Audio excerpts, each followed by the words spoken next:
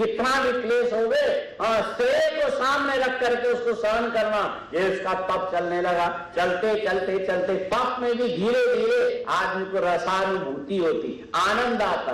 संसार में आनंद न हो ऐसी कोई जगह नहीं, हर जगह आनंद है, सब जगह आनंद। कसाई जानवरों को मारता है, उसको उसी में आनंद आता है, और मरते मरते छटपटाते जानवरों को उसमें भी कहीं न कहीं आनंद जरूर छिपा है। आनंद से रहित दुनिया में कोई ऐसी जगह है ही नहीं। अब धीरे धीरे इसको प्रकट करने का तरीका है, और ये हिरण्यकशिपु तप करते करते अब तो उसको ऐसा अभ्यास हो गया, अब उसको उसे मजा आने लगा। हजारों वर्ष बीत गए। तस्य मूर्ध समुद्भूत सधूमोग्निस्तपोमय तीर्य ऊर्ध्वम अधोलोकान अतपुत्त अतपद विश्ववीरिता। ये तप करते करते उसके मस्तिष्क के ऊपर से धुआं निकलने लगा। धुएं के बाद अग्नि की ज्वाला, ये समझो कि ज्वालामुखी फट गई, पूरे ब्रह्मांड में धुआं फैलने लगा। ये धुआं यहां तक फैला कि देवलोक पर पहुंच गया। देवताओं ने देखा ये तप कर रहा है, इसलिए अपने शांति से रहो, लेकिन वो शांति उनकी भंग हो गई। अब तो ऐसा लगने लगा कि पूरा का पूरा अग्नि की ज्वाला देवलोक को जला डाले। और देवता बड़े डरपोक, देवता बड़े डरपोक। कौन? देवता बड़े डरपोक होते हैं। बोलो, देवता बड़े डरपोक होते हैं। इनको जीने की इच्छा हमेशा बनी रहती है, इसीलिए पृथ्वी देवी कहते हैं ब्राह्मण को देवता बोलते हैं। ब्राह्मण को क्या बोलता है? देवता। ये भी ऐसे डरपोक होते हैं। एक ब्राह्मण चला गया और सेना में भर्ती होने के लिए, और वो जो भर्ती करने वाला अधिकारी बोलता है मैं तेरी परीक्षा लूंगा, ले लो। तो बोल दे ले जाओ इसको दीवार में इस जगह पर ऐसा खड़े होने के लिए लगा दे। और ये बोलता है अब AK-47 क्या बोलता है, लेके मैं तेरे छाती में गोली मारता हूं, हिलना मत। नहीं हिला, लेकिन मारना तो उसको था नहीं। इधर बाजू में गोली लगी और बोले तू है तो गजब का आदमी, अच्छा हम तुझे भर्ती कर लेंगे, लेकिन तू ब्राह्मण होकर के इतना निडर कैसे है? साहब ये जवाब बाद में दूंगा, फिर मुझे बताओ पात्र की तरह ऊपर से निडर आता क्या हुआ, क्या हो गया? ये स्वभाव ब्राह्मण का है, देवताओं का है। और देवता भी रजोगुण में सत्व प्रधान होने के कारण इनको भी अंदर से निरंतर डर भय बना रहता है। और ये देवताओं ने देखा अग्नि की ज्वाला आ रही, पहले भाग गए और निकले का अग्नि ऊपर की ओर जाएगी, ज्वाला ऊपर जाएगी, देवता नीचे मनुष्य लोक में आ गए। और वहां कितने दिन रहते बेचारे? अंत में घूम फिर करके चले गए भगवान ब्रह्मा के पास। तस्य चोप समम भूमन विदेहि यदि मन्य से लोकान नक्षन यावन नक्षन्ति बलिहार स्तवाभिभू। ब्रह्मा जी को जाके सब देवताओं ने प्रणाम किया। देवता भी राजनीति करना जानते हैं। राजनीति आप लोग जानते, दिल्ली में रहते हो, राजनीति ना आए ऐसा हो सकता है? यहाँ तो रग रग में राजनीति, रग रग के अंदर, देवताओं के भी रग रग में राजनीति। ब्रह्मा को जाके बड़े विनम्र होके नमस्कार किया, प्रणाम किया। ब्रह्मा जी ने कहा देवताओं कैसे आ गए?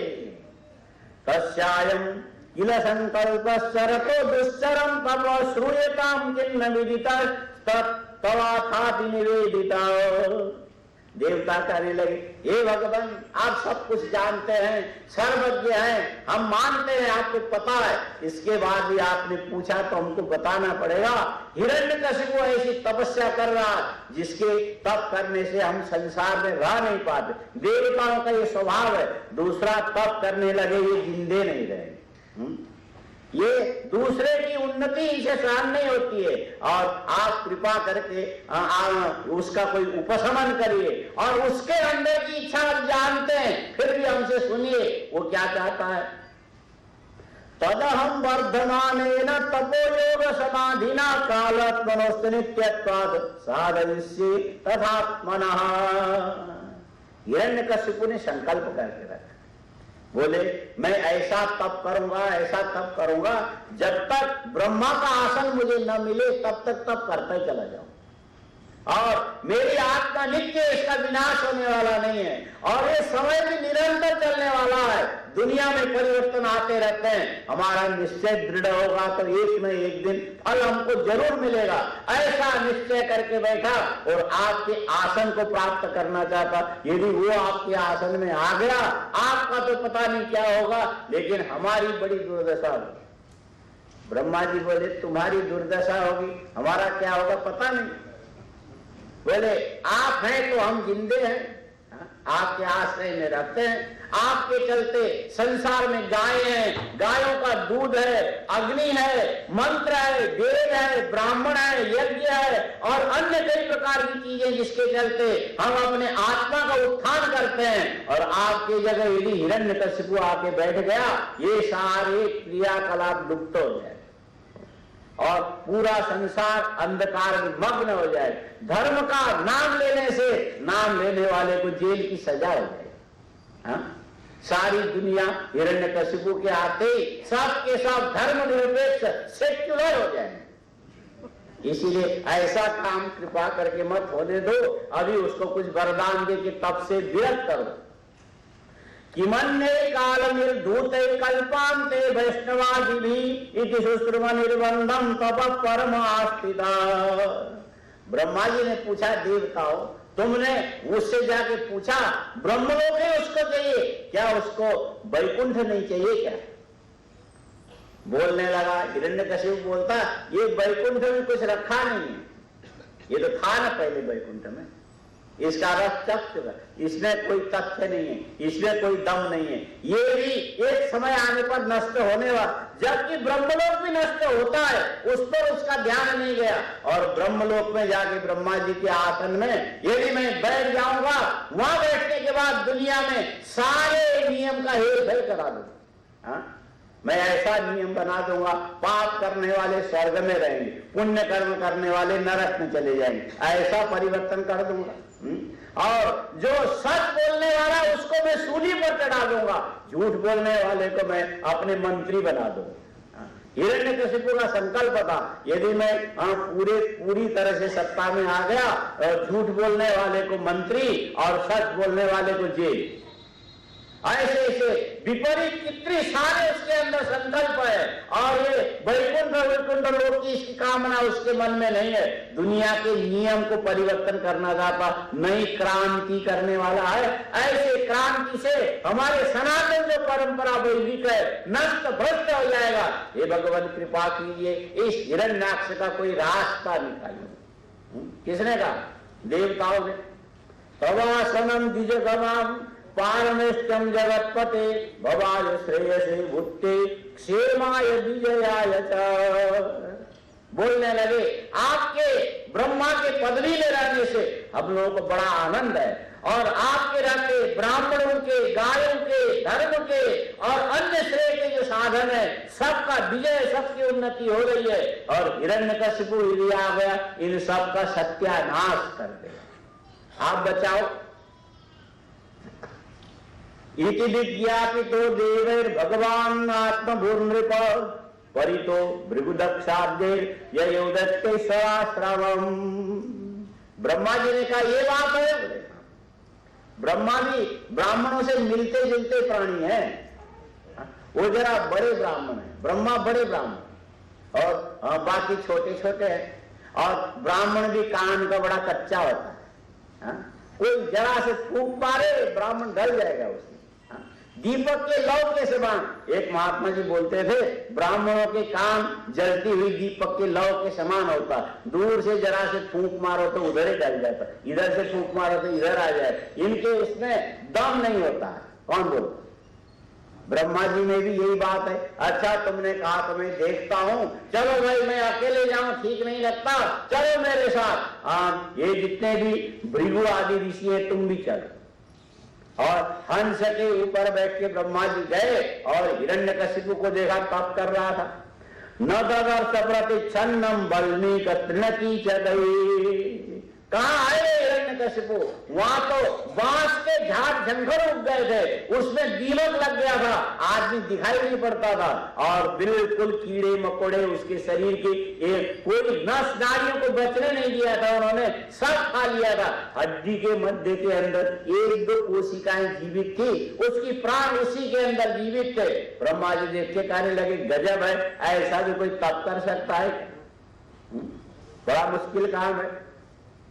तपंतम तपसा लोकान यथा व्राति तम रविम विलक्ष्य विस्मित प्राह प्रसन्न हंस वाहन। तप के देवता है ब्रह्मा, और तपस्वियों को देख करके बड़े खुश होते हैं। आप लोग कहते हैं गुरुजी हमारे कोई पितृदोष है, ऐसा हमने सुना, और ये पितृदोष का निवारण कैसे होगा? निवारण इसी ढंग से होगा। ये देखो पितृदोष का निवारण कर लिया हिरण्यकशिपु ने तप के द्वारा। आप लोग भी करो, सारा पितृदोष खत्म हो जाए। अपने घर में निचले तले में कहीं पर 5 अग्नि जलाओ, एक इधर एक इधर एक इधर, और 4 आग जला के बीच में बैठ जाओ, और उसके बाद अब खुले आकाश से बैठना, ऊपर सूर्य को देखना, यहाँ से हिलना नहीं डुलना नहीं। क्या हो रहा है? तप हो रहा। इससे क्या, किसके लिए? बोले पितृदोष निवारण के लिए। और तप से प्रसन्न होते ब्रह्मा जी। ये ब्रह्मा सबके पिता के पिता के पिता के पिता के परम पिता हुई है, और वो यदि प्रसन्न हो गए तो समझो पितृदोष खत्म हो गए। ब्रह्मा जी के खुश होने पर पितृदोष खत्म हो जाता है। इसीलिए ये जो यज्ञ आदि जितने भी कर्म होते हैं सब में ब्रह्मा ही मुख्य रूप से आते हैं, और जितने भी उपासना के कर्म होते हैं भगवान शंकर और भगवान नारायण मुख्य रूप में आते हैं, और ब्रह्मा जी भी प्रसन्न हो गए, आपके सारे के सारे पितृदोष समाप्त हो गए। और हिरण्यकशिपु ने समाप्त किया, आकर के कहने लगे पितृदोष इसमें भी था। इसमें हिरण्यकशिपु के घर में भी कोई न कोई पितृदोष रहा, जबकि उनके सारे पितृ पितामह जिंदे थे, अभी तक कोई मरा नहीं था। हिरण्यकशिपु के पिता का नाम है कश्यप, कश्यप के पिता का नाम है मरीचि, और मरीचि के पिता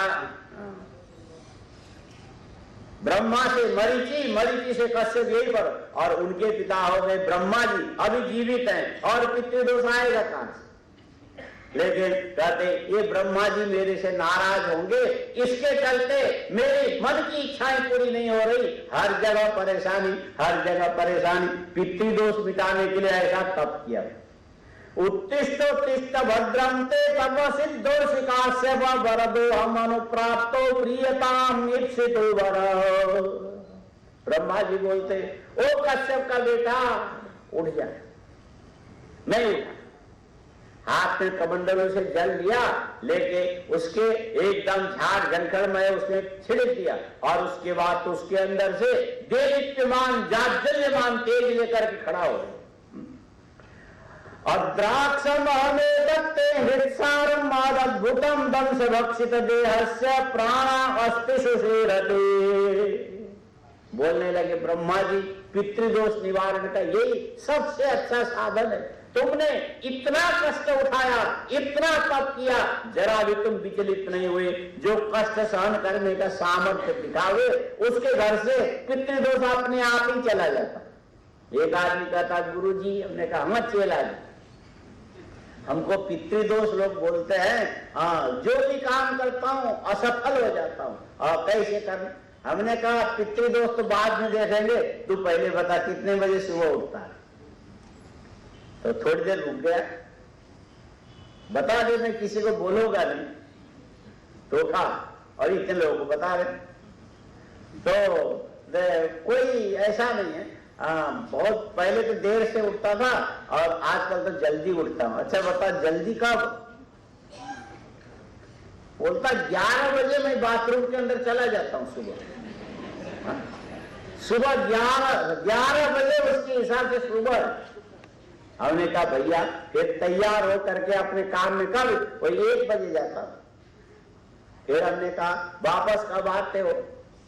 रात को 10 बजे आता हूं। फिर हमने कहा अच्छा बताओ सोते कब हो? कुछ नहीं, बहुत जल्दी सो जाता हूं, 1-1:30 बजे मुझे नींद आ जाती है।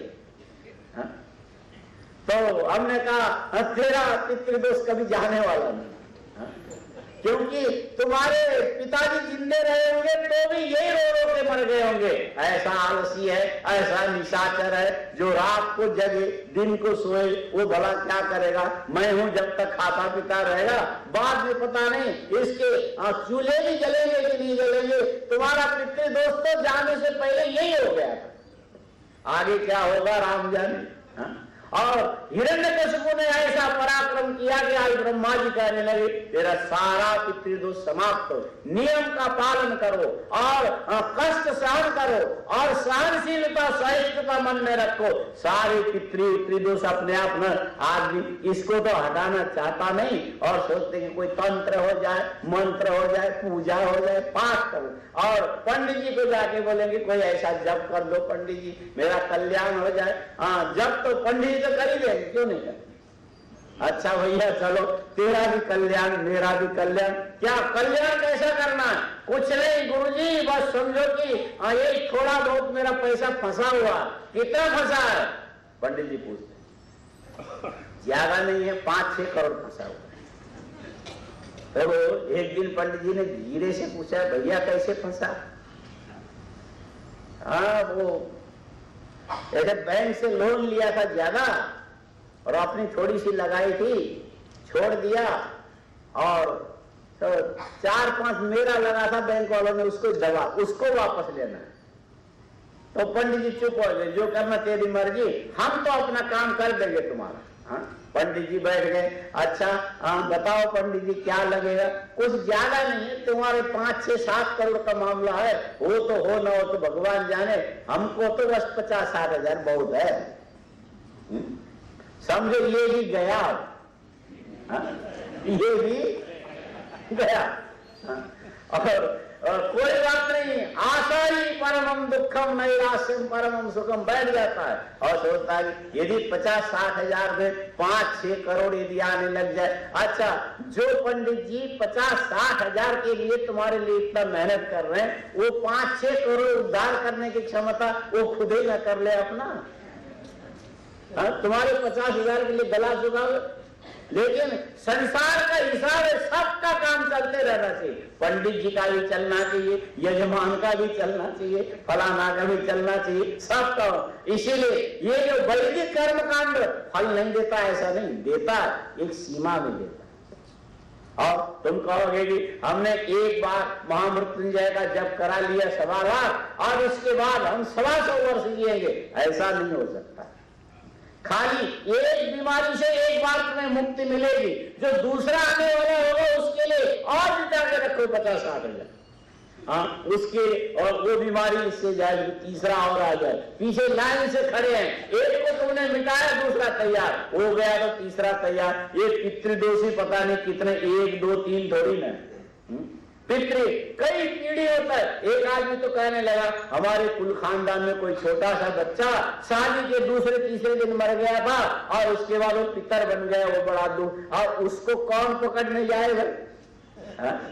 ब्रह्मा जी कहते पितृदोष सारे इस ढंग से मिटते तुम्हारे अंदर भी तपस्या से, अग्नि और कोई चीज नहीं है। ये जो तुम्हारे पुरुषार्थ की तेज से सारे संसार के तुम्हारे पाप क्षय होकर के जल रहे हैं, इसके बाद तो फल देने वाले देवता अपने आप ही आ गए, बोलने लगे उत्तिष्ठो तिष्ठ भद्रम ते तपस्सिद्धो सिद्धास्य वरदो मन प्राप्तो ब्रियताम ईप्सितो वर।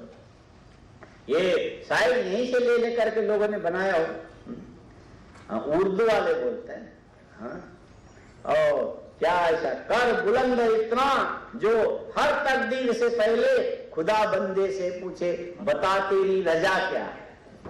यहाँ ब्रह्मा जी कहने लगे बोल हिरण्यकशिपु तेरी क्या मर्जी है, मैं वरदान देने वाला देवता आ गया, मेरी बात मिथ्या नहीं होगी, तू जो भी बोलेगा वही मिल जाएगा, तेरे तप में इतनी ताकत है और तुमसे पूछे बिना मैं कोई काम नहीं करूंगा, बोल क्या चाहिए।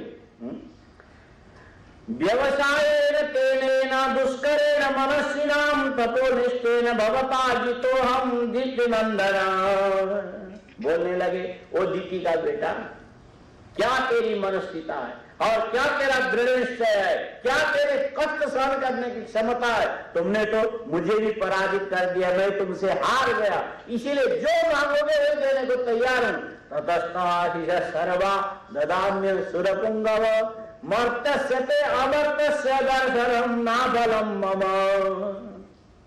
ब्रह्मा जी बोलते हिरण्यकशिपु तू मरण धर्म है, ये वरदान पहले दे दिया, तू मरण धर्म है, मरने वाला, और मैं तुम्हारी अपेक्षा अमर हूं, देवता हूं, और मनुष्य ही देवता का दर्शन करे निष्फल नहीं जाना चाहिए। इसीलिए तू मरण धर्म को अमरण धर्म मैंने दर्शन दिया, ये बेकार नहीं जाना चाहिए, इसका फायदा उठा।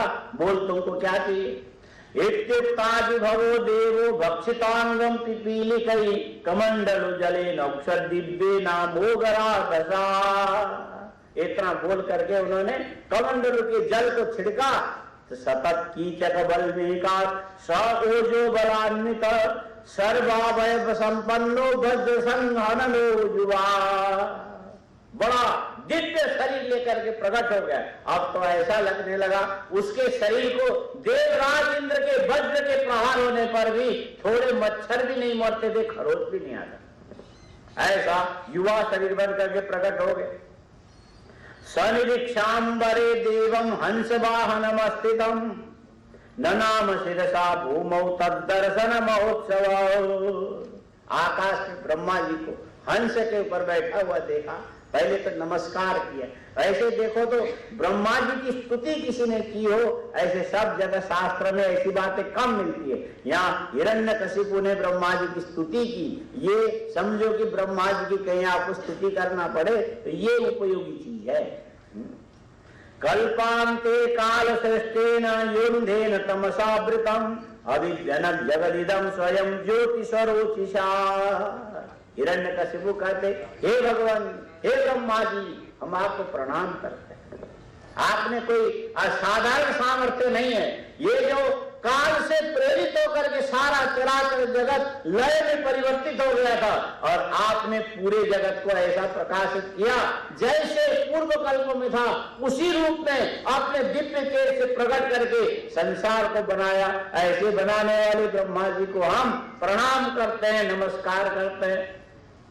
आत्मना त्रिविधा चेदम श्रियत्यवति लुम्पति हृदय तमो धामने पराय महते नमः। आपकी अंतरात्मा को आज तक किसी ने देखा नहीं, और आपकी अंतरात्मा ऐसी है जिसके चलते सत्वगुण रजोगुण तमोगुण प्रदीप्त होकर के सारे संसार को बना करके रखते हैं। सत्वगुण ज्ञान देता है, रजोगुण क्रिया शक्ति देती है, और तमोगुण सबको अंत में विश्राम प्रदान करता है। ये तीनों गुणों को जीवन देने वाले हे ब्रह्मा जी, हम आपको प्रणाम करते हैं। नमो आद्याय बीजाय ज्ञान विज्ञान मूर्तये प्राणेन्द्रिय मनोबुद्धि विकार व्यक्ति मीयुषे। ब्रह्मा जी ने पूछा, बेटा बड़ी अच्छी अच्छी बात कर रहा है, अच्छा एक बात बता, मैं रहता हूं ब्रह्मलोक में, ठीक है, अच्छा ये मुझे बता कि ब्रह्मलोक में रहने वाला मैं, मेरी अनुभूति मर्त्यलोक में रहने वाले मनुष्य कभी कर सकते कि नहीं कर सकते? हिरण्यकशिपु कहने लगा, जो साधक होंगे आपकी अनुभूति कोई भी कहीं भी कभी भी कर सकता। आप मर्त्यलोक में रह करके ब्रह्मलोक निवासी ब्रह्मा का अनुभव यहीं पर कर सकते, कैसे करोगे? नमाद्याय बीजाय ज्ञान विज्ञान मूर्तये। ब्रह्मा जी का एक मूर्त रूप दूसरा है, उसको बोलते ज्ञान विज्ञान मूर्ति। ये जो आप अनेक प्रकार के अध्यात्म शास्त्र लेकर के बैठोगे, उसके अध्ययन में निरत होने लगोगे। ये अध्ययन करते करते यदि आपको सामान्य ज्ञान हुआ, उसका विशेष ज्ञान, उसका और विशेष ज्ञान, ये क्या चीज है? ये ब्रह्मा जी का मूर्त रूप आपकी बुद्धि के अंदर व्यक्त हो जाए। ज्ञान विज्ञान मूर्त है और इसका कोई अंत नहीं है। ये जो ज्ञान विज्ञान जो ब्रह्मा जी की मूर्ति है, एक व्यक्ति में प्रकट होकर के अनंत व्यक्तियों में संक्रमण कर सकता है, अनेक रूप होकर के कभी नष्ट न होवे ऐसा रूप धारण कर सकता है। यदि तुम तप करके साधना के द्वारा चाहो, ब्रह्मा की अनुभूति अपने हृदय में इन रूपों में कर सकते हो। प्राणेन्द्रिय मनोबुद्धि विकार व्यक्ति मीयुषे। दूसरी बात है, आप श्वास लेते हो तो वायु में क्रिया शक्ति आती है। ये क्रिया शक्ति सारे प्राणियों का जीवन बन करके चल रहा है, और कोई अपने जीवन को इस ढंग से देखने लगे तो मालूम पड़ेगा ब्रह्मा जी की कृपा से हम श्वास लेकर के जी रहे हैं, ब्रह्मा जी की कृपा से हम आंख से देख रहे हैं, ब्रह्मा जी की कृपा से हमारे सामने दिन है, ब्रह्मा जी की कृपा से हमारे सामने रात्रि है। ब्रह्मा जी की कृपा हुई, उसने संकल्प विकल्प किया, हमारे आकाश में चंद्रमा बढ़ता घटता सा दिखाई देता।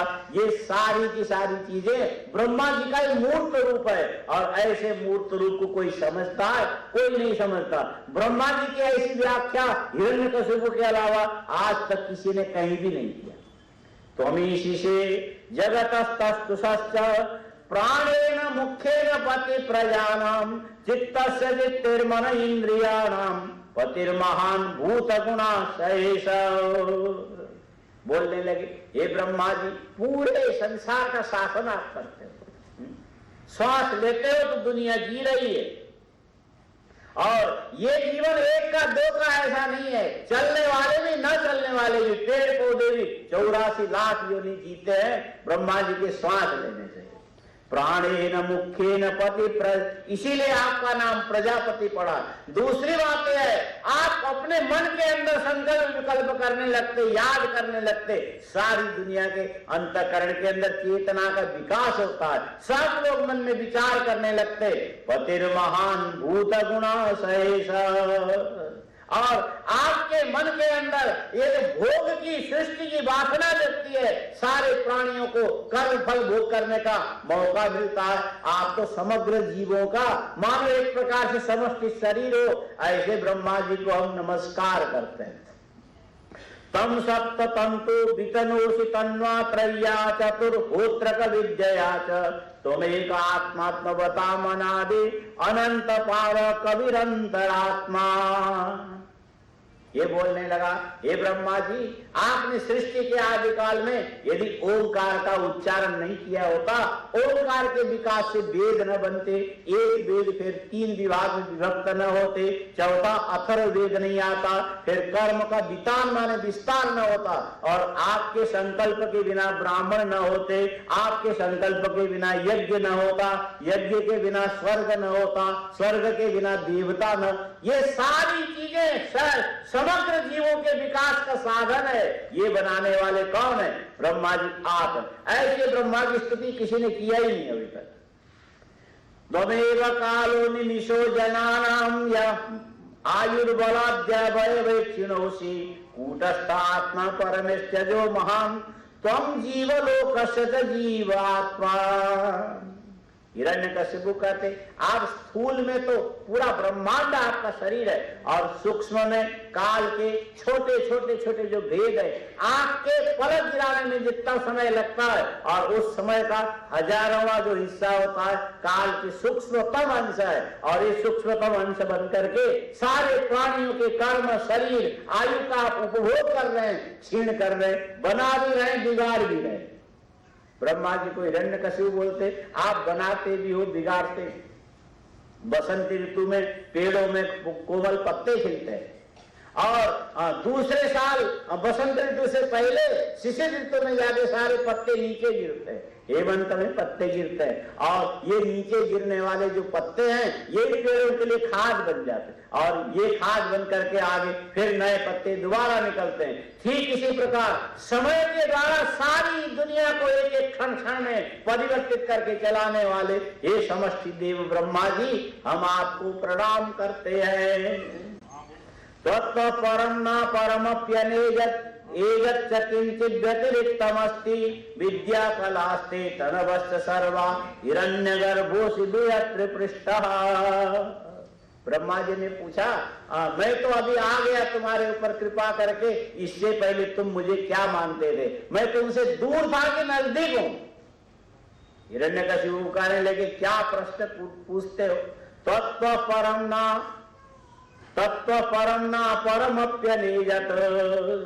सारी दुनिया में जरा जरा सी क्रियाकलाप यदि किसी के अंदर होती है और आपकी आंख तो शक्ति से हो रही, मेरी आंखों के पलक उठते तो आपकी कृपा से उठ रहे हैं, आप ही आंख के पलक को उठा रहे हैं। और यदि मैं पानी पीता हूं, गले के नीचे उतारता हूं, ये क्रियाकलाप भी आपके द्वारा ही संचालित है। ये हमारे क्रियाकलाप कुछ भी नहीं जो चल रहा है, आपके क्रियाकलाप से जगत चल रहा है। इस रूप में मैं आपको हर क्षण, हर कण में, हर देश में, हर दिशा में अनुभव करता हूं। ऐसा आपका स्वरूप है।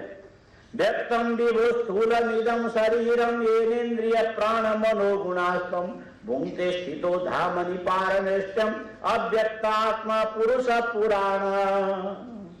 ब्रह्मा जी बोलने लगे, अच्छा भाई सब कुछ हो गया, ठीक है, तुमने मेरा बहुत बढ़िया स्वरूप बता दिया, लेकिन आप बता दो तुमको मांगना क्या है, क्या चाहिए? मैं वरदान देने के लिए आया, बहुत सारे तत्व सुनने के लिए नहीं आया, मैं तुमको कुछ दे के खुश होना चाहता, ऐसा मेरा तपस्वी। ब्रह्मा जी का क्या लगता था हिरण्य? पुत्र हो गए मरीचि, पौत्र हो गए कश्यप, उनका बेटा होने से क्या होगा? पड़पोता। बोले मैं आज अपने पड़पोते को कुछ देना चाहता हूं, बोल मेरा पड़पोता तुमको क्या चाहिए? ब्रह्मा जी बोलते, मेरा पड़पोता तुझे देख करके मुझे बड़ी खुशी होगी, बोल क्या चाहिए? यदि दास्यस्यरि मतान वरान मे वरदुत्तम भूतेभ्य तद्विशिष्टेभ्यो मृत्युर्मा भूर्मम प्रभो। हिरण्यकशिपु बोलते, मैं आपका पड़पोता हूं, ठीक है, बात सही है, आपके प्रति मेरे मन में श्रद्धा भी, ये भी अपनी जगह ठीक है, लेकिन आपके संतान बहुत है, ज्यादा संतान जिसके हो गए, ऐसे माता पिता के प्रति श्रद्धा भले रखो, लेकिन हम विश्वास नहीं कर सकते। हाँ? माता पिता के बहुत सारे संतान होने पर आप श्रद्धा रखोगे, लेकिन विश्वास नहीं करोगे। कारण क्या है कि एक माता पिता के 8 लड़के हैं और 8 लड़के तो 8 के 8 श्रद्धा तो रखते हैं, लेकिन अपनी कमाई की सारी हिस्सा उनको नहीं बताते, क्योंकि 3 भाई कमजोर हैं, 2 भाई हमसे तगड़े हैं, माता पिता क्या जाने यहाँ से निकाल के इनको न दे देते। इसीलिए श्रद्धा ठीक है, नमस्कार ठीक है, बड़ों को खाली नमस्कार ही नमस्कार करना चाहिए। माता पिता मेरे पूजनीय हैं, इनके आशीर्वाद मेरे काम में आएगा, लेकिन मेरी कमाई इनके काम में नहीं आएगा। दे भी दे तो भी ये दूसरे भाई को दे दे, इसीलिए इनको ना दो बच्चा। इसे विश्वास श्रद्धा रखो अपनी जगह ठीक है, लेकिन विश्वास की वहां पर कोई गुंजाइश नहीं। हिरण्यकशिपु कहने लगा, ब्रह्मा जी आप पर मेरी श्रद्धा ये बात अलग है, लेकिन हम आप पर पूरी विश्वास नहीं करते, और यदि विश्वास करो सब कुछ आपके ऊपर छोड़ दूं, आप तो देवताओं का ही पोषण करने लगोगे, हमको तो आप 2 कौड़ी का भी नहीं पूछोगे। इसीलिए मैं जरा तरीके से मांगता हूं, मुझे अपना हिस्सा जो मेरा अधिकार है ना वो मुझे दे दो। बोले क्या अधिकार? बोल भाई, दे देता हूं। यदि दास्यस्य विमतान वरान मे वरदुत्तम भूतेभ्य तद्विशिष्टेभ्यो मृत्युर्मा भूर्मम प्रभु। इतना बड़ा मैंने तप किया, आपको सामने प्रकट कर लिया, और देने के लिए आए हो, बोल दे, कभी आप झूठ नहीं बोलते, यदि देते हो तो मुझे ऐसा देना।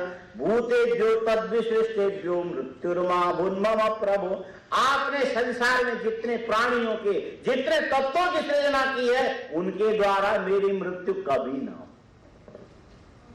ब्रह्मा जी कहने लगे, मैंने दुनिया की सृष्टि तुम्हारे मृत्यु के लिए थोड़ी बनाई, वो बात अलग है, उसको रहने, लेकिन आप दे सकते हो तो अपने मुख से बोलो, जो आपने सृष्टि की उनसे मेरी मृत्यु न हो। नांतर बहि दिवा नक्तम अन्यस्मादपि चायुधै न भूमौ नांबरे मृत्यु न नरे न मृगैरपि। बोले पितामह ब्रह्मा जी, मैं घर के अंदर न मरूं, कई लोग पड़े पड़े घर के अंदर ही मर जाते हैं, और घर के अंदर कई लोग बाथरूम में मर जाते, क्यों? पता नहीं, मरने की कोई जगह निश्चित थोड़ी है। बोले मैं अंदर कहीं भी न मरूं, 4 दीवारी के अंदर न मरूं। ब्रह्मा जी कहते ठीक है, बाहर मरेगा। बोले नहीं, बाहर भी न मरूं, नांतर बही। और दूसरा बोलते कि दिन में भी न मरूं, रात में मर जा। बोले रात्रि में भी न मरूं। अन्यस्मादपि चायुधै, हाथ से छूट के प्रहार करने वाले को आयुध माने अस्त्र बोलते हैं, और हाथ में रह करके प्रहार करे उसको शस्त्र बोलते हैं। जैसे तलवार उसका मुठ हाथ में रहता है और गला काट के हाथ में, इससे भी मेरी मृत्यु ना हो, और दूर से गोली मार दिए किसी ने, इसको शस्त्र बोलते हैं, इससे भी मेरी मृत्यु ना हो, अस्त्र शस्त्र से न हो। न भूमो न अंबरे मृत्यु न नरे न मृगैरपि, और मैं जमीन में न मरूं, जमीन में मैं न मरूं, आकाश में मेरी मृत्यु ना हो, मनुष्य से मेरी मृत्यु ना हो, जानवरों से मेरी मृत्यु ना हो, बोलने लगा प्राणधारियों से भी मेरी मृत्यु ना हो। और प्राण रहित कोई मुर्दा ही ला करके 5-6 सिर पर पटक दे तो आदमी मरेगा कि नहीं मरेगा? जिंदे आदमी के ऊपर 50 मुर्दा ला करके बोरी में भर करके भी पटक दो, आप उसके नीचे ऐसे मर जाओ। बोले मरे हुए से भी न मरूं, जिंदों से भी न मरूं, सुरासुरम हो रगई, देवताओं से भी न मरूं, असुरों से भी मेरी मृत्यु ना हो, और बड़े बड़े सांपों से भी मेरी मृत्यु ना हो। अप्रतिद्वंद। अच्छा, ब्रह्मा जी ने कहा बेटा बहुत सारी बातें तुमने मांग ली, अच्छा बता इतनी शक्ति प्राप्त करके क्या करेगा? बोले पूरी दुनिया से लड़ूंगा। ब्रह्मा जी कहने लगे तू तो दीति को बड़ा ब्रह्म ज्ञान बता रहा था, किधर गया? बोले वो आसुरी ज्ञान था, वो तत्काल के लिए था, देने के लिए था, वो अपने काम में लेने के लिए नहीं। मेरे अंदर की जो चीज तो ये है जो आपके सामने बता रहा हूं, अप्रतिद्वंदताम विद्यैकपत्यं च देहिनाम। ब्रह्मा जी बोले बेटा मैं तुमको ऐसा वरदान देता हूं, सारी दुनिया से तू लड़ता रहेगा और सबसे तू पराजित। बोल कैसा रहे? बोले नहीं ऐसा नहीं चाहिए, मैं सबसे लड़ूं और कोई मुझे जीते नहीं, मैं सबको पराजित करूं। अप्रतिद्वंदताम युद्धे ऐकपत्यम च दे। और संसार में ये आपकी सृष्टि है ना, सबके ऊपर मेरा ही राज्य चलना चाहिए और किसी का नहीं चलना चाहिए। आज्ञा चले तो मेरी चले, नहीं तो किसी की न चले। बोलो ये आपको देना कि नहीं? सर्वेषां लोकपालानां महिमानं यथात्मना तपो योग प्रभावाणां यन्नरिष्यति गर्हिचित्। ये जितने आपके लोकपाल है ना, इंद्र, वरुण, कुबेर, अग्नि, यमराज इत्यादि हैं, सबकी शक्ति मेरे अंदर आना चाहिए। मैं चाहूं तो यमलोक में जाके शासन करने वाला यमराज बन जाऊं, मैं चाहूं तो उत्तर दिशा में जाके कुबेर बन जाऊं, मैं चाहूं तो पश्चिम दिशा में वरुण बन जाऊं, सबके शक्ति मेरे अंदर आना चाहिए। और इसके साथ साथ ये ब्रह्मा जी पितामह, कभी कभी मुझे सुख भी चाहिए, शांति भी चाहिए, इसीलिए तपस्वियों का बल भी मेरे अंदर आ जाए और योगियों के समाधि भी मेरे अंदर आ जाए, और बड़े बड़े महान व्यक्तियों का जो प्रभाव है वो भी मेरे चेहरे के अंदर जगमगाने लग जाए। मैं जिधर जाता हूं आपकी सृष्टि के सारे तत्व मेरी ओर अभिमुख होने के लिए हमेशा बेताव रहा करे, ऐसा मुझे वरदान दे दो। ब्रह्मा जी ने कहा वाह, ऐसा मांगने वाला आज तक कोई मिला ही नहीं। इतने विस्तार से मांगना तो आपको भी नहीं आएगा। ये यहाँ इसीलिए व्यास जी ने लिख लिया कि हिरण्यकशिपु के समान कभी तप करोगे, कभी ब्रह्मा जी आ गए तो कम से कम इतनी चीजें याद रखो, उनसे क्या मांगना चाहिए ये भी कंठस्थ करके रख लो। कोई न कोई ऐसा समय आएगा आप भी बन सकते हो।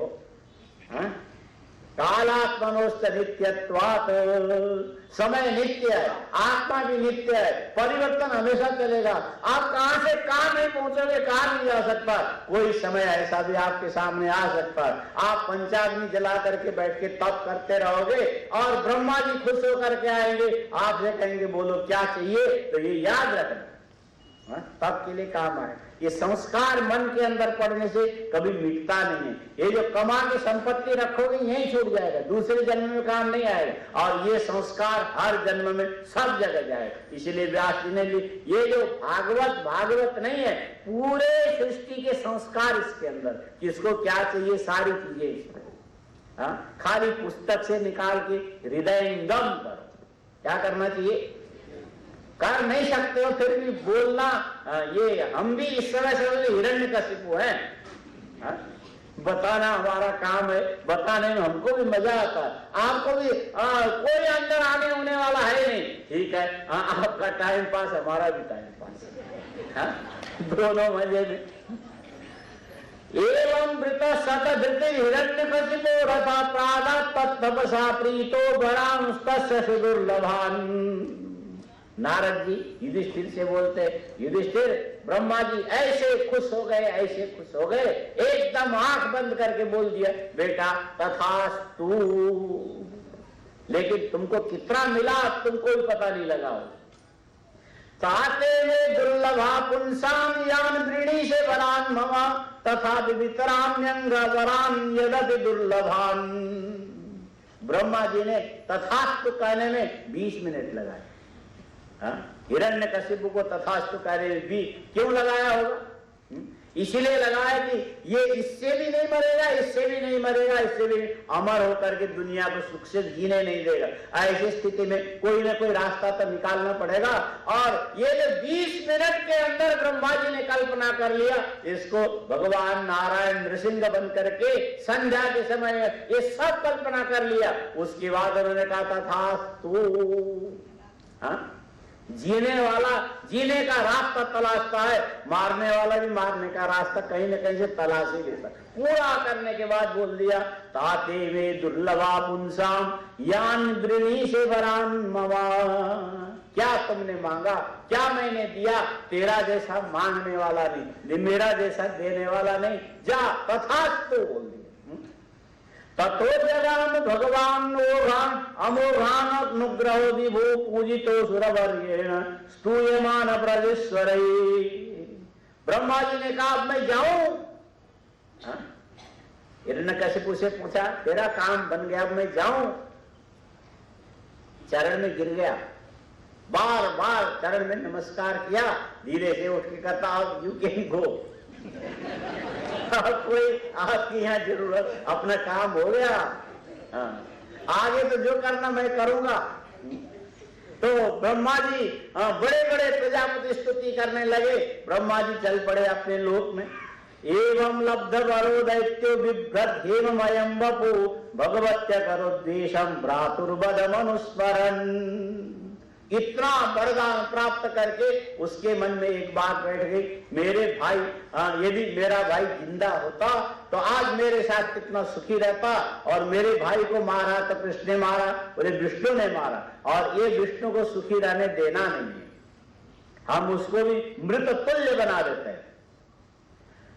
भगवत्य करोद्देशम भ्रातुर्वदम अनुस्मरन् सविजित्य दिशा सर्वालोकान् सत्रिन् महासुर देवासुर मनुष्येन्द्रान् गंधर्व गरुड़गान्। अब तो सबसे भिड़ने लगा। देवताओं को जीता, यक्षों को जीता, गंधर्वों को जीता, नागों को जीता, वरुण लोक को जीता, सबको जीत जीत करके सबके ऊपर राज्य करने लगा। सिद्ध चारण देवासुर मनुष्येन्द्रान् गंधर्व गरुड़गान्। सर्वसत्व पतिं जित्वा वसमानीय विश्वजित जहार लोकपालानां स्थानानि सह तेजसा। बड़े बड़े लोकपालों के दिव्य लोकों में जाकर के 4-5 दिन रहता था। उसके बाद दूसरे में, फिर तीसरे में, चौथे में, सारे लोकपालों को भगा के अंत में स्वर्ग में गया। स्वर्ग में जाने के बाद इंद्र को भगाया वहां से। उसके बाद वहीं आसन जमा के बैठ गया। लोगों ने कहा और कहीं नहीं जाना? बोले यहाँ अच्छा है। कहते और जगह नहीं जाना। समझ में आ रहा? एक आदमी ने हमसे पूछा कि आप संन्यास आश्रम में भी बोलते हो, यहाँ भी बोलते हो, यहाँ इतने लोग क्यों आते हैं, वहां क्यों नहीं आते? हिरण्यकशिपु ने कहा ये स्वर्ग है, ठंडा है, यहाँ अच्छा लगता है। इसमें गर्मी नहीं लगती है। बोले मैं तो यहां से अब हिलूंगा नहीं, वही रहने लगा। महेंद्र भवनम साक्षात निर्मितम विश्वकर्मणा त्रैलोक्य लक्ष्मण यतनम अद्युवासा खिलाधिमत। ये जो देवराज इंद्र का जो भवन है, त्रैलोक्य की लक्ष्मी उसमें विलसित होती है, ऐसे भवन में रहने लगा। और वहां पर यत्र विद्रुम सोपाना महामरकता भुव यत्र स्फाटिक उद्यानी वैदुर्य स्तंभ पंक्तया। हिरण्यकशिपु का तप का फल देखो, स्वर्ग में कैसा है तो बोले। विद्रुम नाम के जो मणि है उसके तो सीढ़ियां बनी हुई, नीलम जिसको बोलते हैं ना नीलम, उसकी सीढ़ियां बनी। विद्रुम सोपान महामरकता भुवः, मरकत नाम की मणि उसके घर के अंदर ये जो मार्बल के जगह फर्श बन के बिछे हुए हैं। यत्र स्फाटिक कुड्यानि वैदुर्य स्तंभ, और आप लोग ईंटों की दीवार बनाते हैं और स्वर्ग के जो महल है उसमें स्फटिक मणि की ईंटें लगी हुई, वो चमक रहा है, जगमगा रहा। वैदुर्य स्तंभ, और वैदुर्य नाम के मणियों के तो बड़े बड़े खंभे गड़े हुए हैं, जिधर भी देखो उधर ही चमक, उधर ही अच्छा है। यत्र विचित्र यत्र चित्र वितानानि पद्मरागासनानि च पयप्पेन निवासय्या मुक्तादाम परिच्छदा। ये उबलते हुए दूध के झाग के समान नरम कोमल सफेद लगने वाली चद्दरें बिछी हुई है, एकदम पतली पतली, उसके नीचे झालरों में मोतियां लगी है और मोती के वजन से चद्दर बिस्तरे में टिकता है, नहीं तो हवा में उड़ जाए। ऐसे ऐसे बिस्तरे लगे हुए उसके लिए। कूजत फिर नूपुरैदेव्य शब्दयन्तैतस्तदा, नारद जी बोलते वो स्वर्ग के उस भवन के अंदर जो देवियां पैर में पाये नूपुर पहन करके ऐसे ऐसे चलती थी, उनकी आवाज में बड़ी मोहकता विद्यमान थी। वो देख देख के बड़ा खुश होता था हिरण्यकशिपु।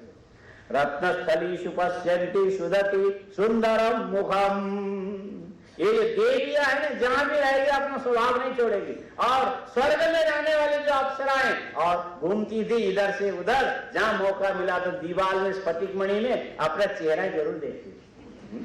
जैसे मौका मिलते ही माइयां गाड़ी में लगे शीशे में अपना मुंह देखती है ना, वैसे सब इधर वो देखी है। ये बड़ा विचित्र हिसाब होता है। और ये भी लिखना नहीं भूले, तस्मिन् महेंद्र भवने महाबलो महामना निर्जित लोक एकराटरी में विवंद्यांद्रियुग सुरादि प्रतापितैरोर्जित चंड शासन। वहां बड़ा खुश होकर के विषय का उपभोग करने लगा और साथ में नारद जी बोलने लगे। अब उसकी उपासना करने के लिए नारद जी कहते युधिष्ठिर मैं भी गया था, थोड़ा स्वर्ग में मजा भी आ जाएगा, अपनी कला कौशल भी दिखाओ। नारद जी कलाकार भी तो थे। नारद जी क्या थे? असली जो नारद है ना वो कलाकार है, और बाकी जितने भी नारद हैं कलाकार है। थोड़ा ही फर्क है, जबकि कलाकार ज्यादा वजनदार होते हैं और कलाकार तो जरा हल्के, तभी तो स्वर्ग गए, नहीं तो कैसे जाते। जगुर महेंद्र विश्वावसुस्तुम्बुरु रश्मदा, यहाँ लिखा है विश्वावसु भी वहीं आ गए, गंधर्वराज, और तुम्बुरु नाम के ऋषि आ गए, साथ में नारद जी आ गए। बोले हम लोग बैठ करके क्या करते थे, हिरण्यकशिपु को सिंहासन के ऊपर बैठा के और सामने सभा में अप्सराओं के द्वारा बड़े अच्छे अच्छे प्रबंध को गवाते थे। और साथ में नारद जी बोलते मैं बीणा बजाता था, तुम्बुरु ऋषि भी अपने ढंग की बीणा अलग से बजावे, गंधर्व अलग ढंग से गाए, क्या आनंद था वहां पर। तो युधिष्ठिर ने पूछा आपने हिरण्यकशिपु की स्तुति की, बड़ा मजा आया मुझे, मैं तो उसको कई जन्मों से जानता था। ये भगवान का द्वारपाल था और भगवान के द्वारपाल भगवान से कोई कम नहीं, और इतना तप करके इसने शक्ति प्राप्त कर लिया। और सनत सनंदन सनातन सनत कुमारों ने इसको श्राप दिया, वो भी तो मेरे भाई। दुनिया में देखो तो ये भाई भतीजे बात कहीं भी सब जगह मिलेगा ही मिलेगा। नारद जी बोलते मेरे बड़े भाई ने श्राप दिया, तब जाकर के ये असुर बन गया, असुर बन करके वैभव भोग रहा है, इसीलिए इसके साथ कहीं न कहीं बालरायण संबंध मेरा भी है। बड़ा मजा आया, इसको बड़ी स्तुति करता था। ब्रह्मास्तम कुबेरस्तम विष्णुस्तम शिवस्तम सब कुछ बोल करके हम उनके सामने सारे देवताओं के ये जो अथर्वोक्त श्रुतियां खूब बड़े ढंग से बोल के सुनाते थे, और वो भी सुन के खुश, हम भी सुना के खुश। सैव वर्णाश्रमिभि कर्तुभिर्भूरि दक्षिणै इज्यमानो अभिर्भागान् अग्रहित स्वेन तेजसा। नारद जी बोलते उसने मंत्रों का स्वरूप बदलवा दिया। पहले लोग कहते थे विष्णवे नमः, बोले ऐसा मत बोलना, वो बेकार का निकम्मा विष्णु बाल बुद्धि है, मूर्ख है, देवताओं के पीछे पीछे घूमता, जैसे जैसे फूंक मारे वैसे वैसे बजता। वो तो शंख मात्र है।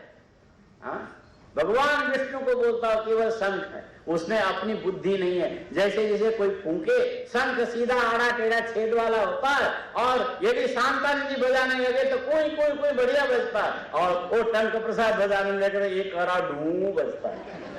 ये विष्णु में कोई दम ही नहीं है। ये तो बजाने वाला जैसा वैसे बजता है, ढोलक के समान है। अच्छा यदि कोई कलाकार हो तो ढोलक से आदमी को मन मोह लेता है, और बजाना न जाने तो ढोलक ही फोड़ डालेगा। ऐसे बोलते हैं ना, नाचना ना आवे आंगन टेढ़ा नहीं बोलते हैं। आदमी को ढंग से नाचना ना आवे तो बोले मैं नाचता तो बढ़िया हूं, लेकिन ये प्लेटफॉर्म ठीक से बना हुआ नहीं, इसका एंगल बराबर नहीं होने से मेरा घूमना बराबर, चक्रावर्ते भ्रमयति जो बोलते हैं ना, ये जो चक्रावर्तन मेरा पूरा नहीं हो रहा है। और ऐसे लोग बोलते हैं प्राय। नारद जी कहते हम तो बड़े आनंद में उसके यशोगान करने लगे। उसने मंत्र बदल दिया, बोल दिया विष्णु का नाम मत लेना। क्या लेना? बोले अब तुम लोग विष्णवे नमः मत बोलना, सबका फल देने वाला मैं हो गया हूं, और तुम बोलना हिरण्यकशिपवे नमः।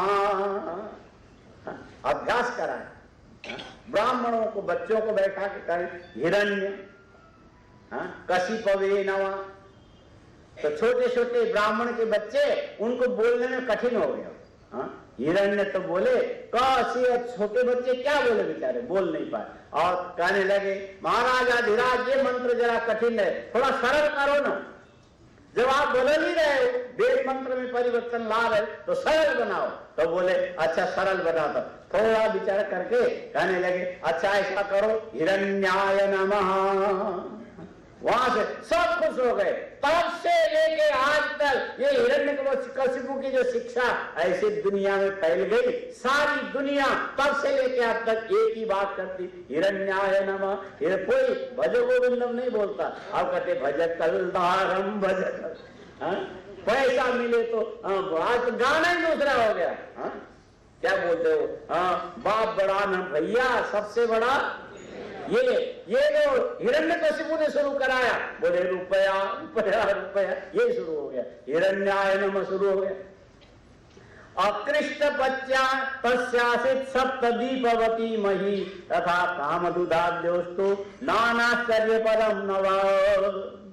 पूछा युधिष्ठिर ने पृथ्वी में खेती कैसी होती है, बारिश कैसी होती थी?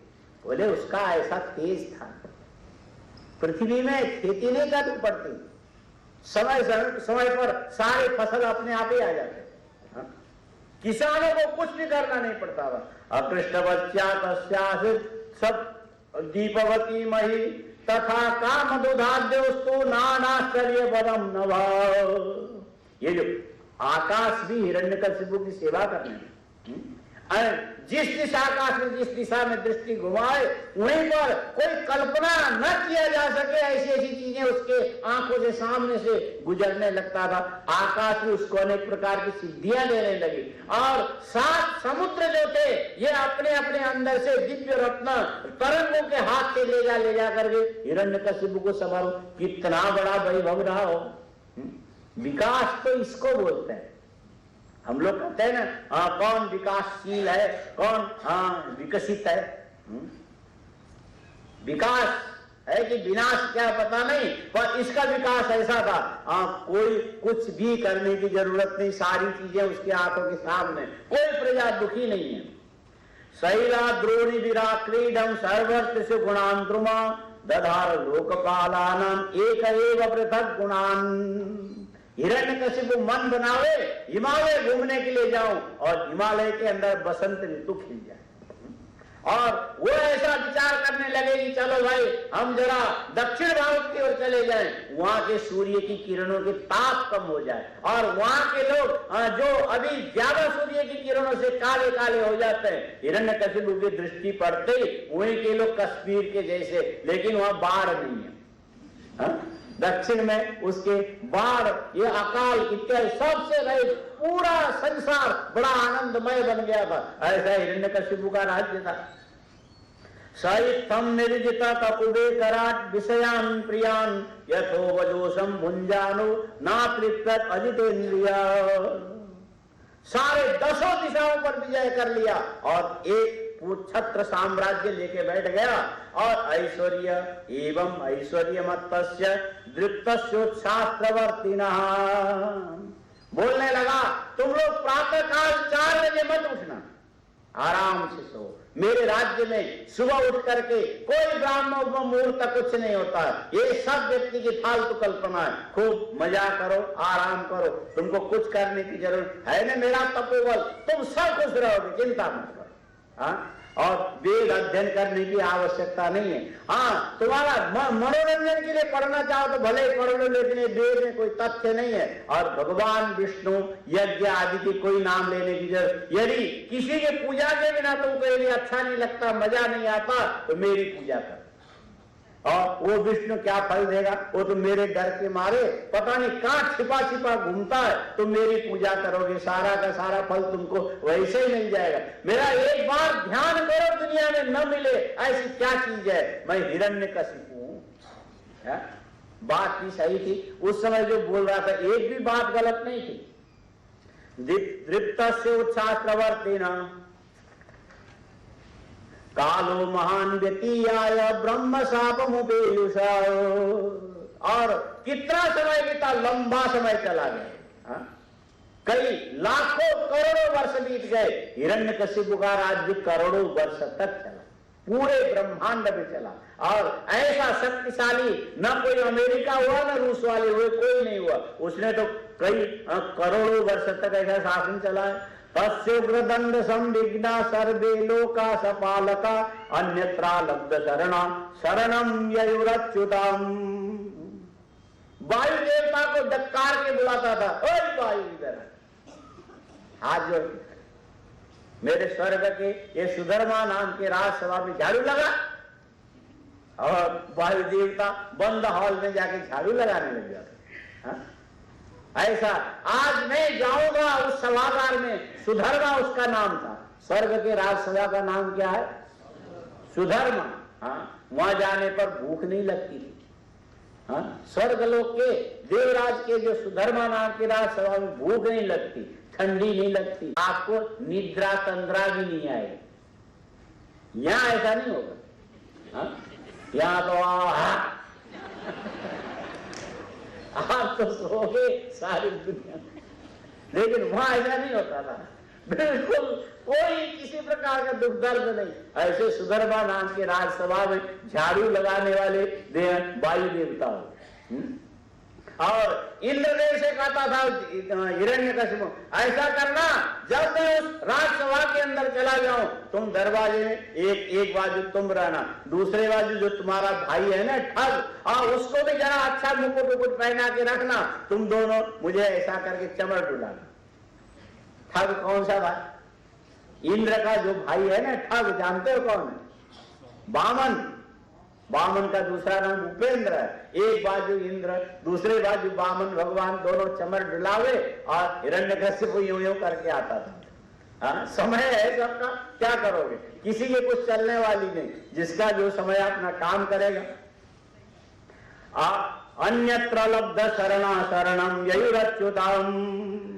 और साथ में कुबेर आदि को बोल दिया, ऐसा करना, तुम मेरे रसोई घर में जो बर्तन है और रोज रोज नया चाहिए, अच्छे अच्छे मणिरत्नों के चाहिए, तू जरा पूरे देवताओं के खजाने को जानता है, वो ला के व्यवस्था करना। और बोले कि बर्तन साफ नहीं हो कुबेर, बर्तन धो। महाराष्ट्र में भांडी घिसना बोलते। हाँ, तो कुबेर जी को तो भांडी घिसने का काम दे दिया। हाँ, बड़ा गड़बड़ हो गया और सब थक गए, हैरान। कितने, एक दिन हो, 2 दिन हो, 3 दिन हो, ये तो मरने वाला तो है नहीं, इसको तो ब्रह्मा जी का बड़े ऐसा मिला। और ये सारे देवता अंदर से बेचारे थक गए, ये सेवा कब तक? ऐसा लगे कि ये तो जो एक दास प्रथा पहले होती थी ना, बचपन में भेज देते थे, जीवन भर तुमको उसी की सेवा करनी। देवता अंदर ही अंदर परेशान हो गए। और एक दिन सबने कहा, सबको थोड़ी थोड़ी छुट्टी मिलती है, आप राजा महाराजा विराज हो, और कभी आखिर हमको भी तो छुट्टियां मिलनी चाहिए, क्या करोगे? हम थोड़ा आपकी सेवा करते करते थक गए, आराम से सो जाएंगे। तो खुश हो गया, अच्छा ठीक है जाओ सो जाओ, कोई उल्टा सीधा मत करना। बोले ना, सोने के बहाना बनाए, सब देवता मिल करके गए ब्रह्मा जी के पास। क्या वरदान दिया, हमको तो जीना मुश्किल कर रखा उसने। अच्छा, ब्रह्मा जी कहते भाई दे तो दिया लेकिन उसका इलाज मेरे पास नहीं है, हम कुछ, फिर क्या होगा? ऐसा कि ये सब हमसे बड़े बड़े देवता कुछ कर सके तो ठीक है, ऐसा करते हैं, हाँ हम लोग चलते हैं भगवान शंकर के पास। शंकर जी ने कहा ब्रह्मा जी काम बिगाड़ा तुमने और अंत में आए मेरे पास, हम कुछ नहीं करने वाले, हम तो करेंगे तो सारा सत्यानाश हो जाएगा और तुम्हारा भी पद भी नहीं रहेगा। बोले ये तो गजब के देवता निकले। भगवान शंकर कहते दावानल जैसा मैं हूं, जंगल में आग लगने पर सूखे पेड़ जले और हरा न जले ऐसा नहीं, एक भी नहीं बचेगा, तुम भी मर जाओगे। तो भगवान नारायण के शरण में गए, वहां जाकर के सबने कहा इत्युक्ता लोक गुरुना तम प्रणम्य दिवो कस निवर्तन्त गतोद्वेगा मेरी रे चासुरम हतम। वहां गए भगवान नारायण ध्यान भग्न होकर बैठे, सब स्तुति किया, आंखें खोली, क्या बात है हिरण्यकशिपु से तुम परेशान हो? भगवान नारायण तो जानते थे मेरे दरवाजे का पहरेदार तो है, चौकीदार वॉचमैन क्या बोलते, और गया मेरी कृपा से बड़ा आनंद में। ये देवता ऐसे ईर्ष्यालु हैं कि दूसरे का सुख उनसे देखा नहीं जाता, इसीलिए मेरे पास आ गए बचाओ बचाओ करने, और थोड़ा सा मौका मिला तो कभी मुझे याद करने वाले नहीं है। यदि संसार में दुख दर्द न होता, इस दुनिया में कोई भगवान का नाम न लेता। लोग बोलते हैं ना दुख दर्द मिटाओ, कैसे मिटाए? भगवान आप लोगों का सबका दुख दर्द पूरा यदि मिटाने लगे तो संसार से भगवान का नाम ही मिट जाएगा। ये जरूरी है, इसके बिना संसार में कोई किसी का नाम लेने वाला नहीं। भगवान ने बोला कुछ नहीं, जो यथार्थ सारी चीजें बोली भी नहीं जाती, अंदर ही अंदर समझ लो कोई बात नहीं। बोले क्या बात है देवताओं, और हम हिरण्यकशिपु से बहुत सताए गए, कितने दिन से, कितने करोड़ों वर्ष हो गए, कितने देवताओं की आयु बीत गई, और हम तो नौकरी करते करते, और कुबेर भी बोलने लगे बर्तन मांजते मांजते हमारे हाथ में चीरे चीरे पड़ गए, क्योंकि कोई अच्छा सा साबुन भी नहीं देता, बीम भी नहीं देता, और वो राख से बर्तन रगड़ते रगड़ते हमारी तो हालत खराब। कोई नारियल का तेल भी नहीं देता कि रात को लगा के सो जाऊं सुबह ठीक हो जाए। देखो मेरी कुबेर की क्या हालत है। वायु देवता बोलने लगे नारियल के झाड़ू पकड़ पकड़ के मेरा हालत खराब हो गया, और सब देवता ऐसे कहने लगे ये जो ऋतु आदि का असमय में कहां क्या फूल खिलाना, क्या फल बनाना, ये करते करते मेरा तो खजाना ही लुट गया। अब क्या करें? मेघ, इंद्र के जो प्रिय कार्य करने वाले सांबर तक मेघ बोलने लगे अब तो मैं भी कुछ कर सकूं, ऐसी हालत नहीं। ऐसा जर्जर मरा मरा सा होके भी उसके सामने में उदास भी नहीं रह सकता, वो तो कभी भी मार दे। हे भगवान कृपा करो। भगवान का अंदर से भगवान बोलते ठीक हो रहा है तुम तुम्हारे ठीक हो, तुम इसी लायक हो। यदि थोड़ा सा तुम लोगों को सुख शांति मिलने लगे, उस समय हम दुनिया में कौन होते हैं? तुम ही लोग कहने लगोगे भगवान किसका नाम है?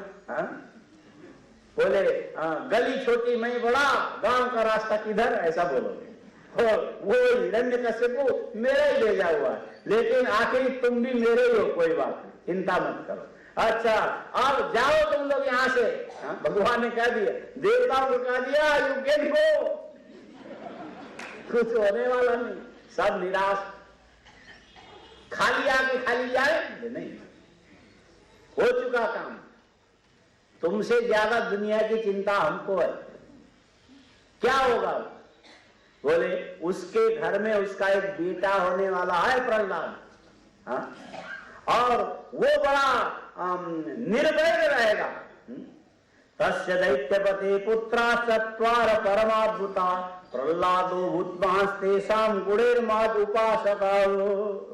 उसका एक बेटा होगा, उसका नाम रहेगा प्रहलाद, और ये गुण तो सारे गुणी लोग जो है उसी को आदर्श बना करके सीखा करेंगे क्या होना चाहिए क्या नहीं होना चाहिए। ऐसे महान व्यक्ति की उपासना करने वाला एक पुत्र उसका होगा प्रहलाद। ब्रह्मण्य शील संपन्न सत्य संदोजितेन्द्रिया, उसकी निष्ठा निरंतर ब्रह्म में बनी रहेगी, इसीलिए उसको ब्रह्मण्य कहा जाएगा।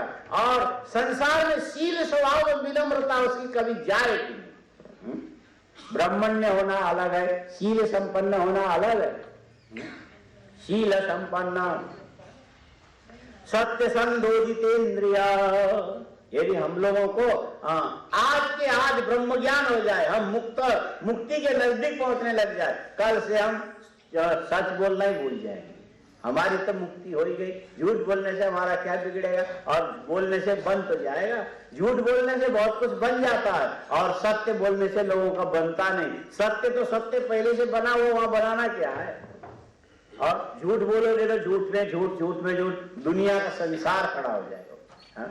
और ये किसी भी हालत में सत्य को न छोड़ने वाला और अपने इंद्रियों को स्वतंत्र न रखने वाला, आत्म सर्वत सर्वभूतानाम एक प्रिय सुहृतम, इसकी दृष्टि ऐसी थी, सारे प्राणियों की अंतरात्मा को अपने अंतरात्मा से तुलना करके देखता था, कोई भी दुखी न होने पाए। जब दुख हमको अच्छा नहीं लगता तो दूसरों को कैसे अच्छा लगेगा। हे भगवान, ऐसी कृपा करो सारे प्राणी वेदना रहित हो जाए, किसी को प्रतिकूल वेदना न आने पाए, ऐसा मन में भाव रखने वाला।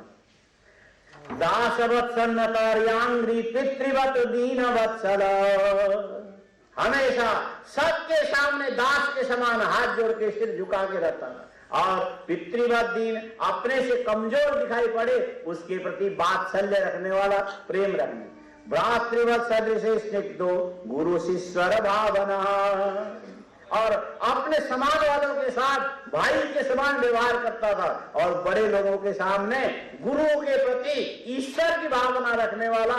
विद्यात रूप जन्माद्यो मानस्तंभ विवर्जिता, संसार का सारा ज्ञान उसके अंदर, लेकिन ज्ञान का अभिमान नहीं था।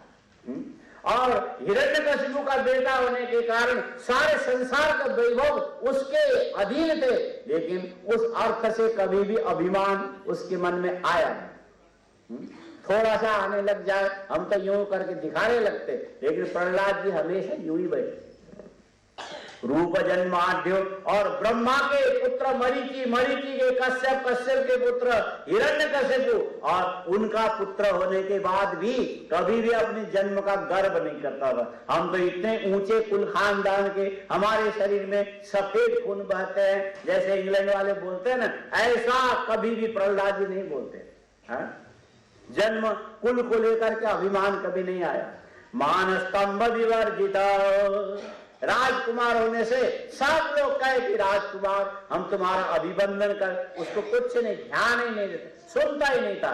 नोद्विग्न चित्तो व्यसनेषु निस्पृह श्रुतेषु दृष्टेषु गुणेषु वस्तुदृक्, प्रहलाद जी के हृदय के अंदर कभी उद्वेग नहीं आता था।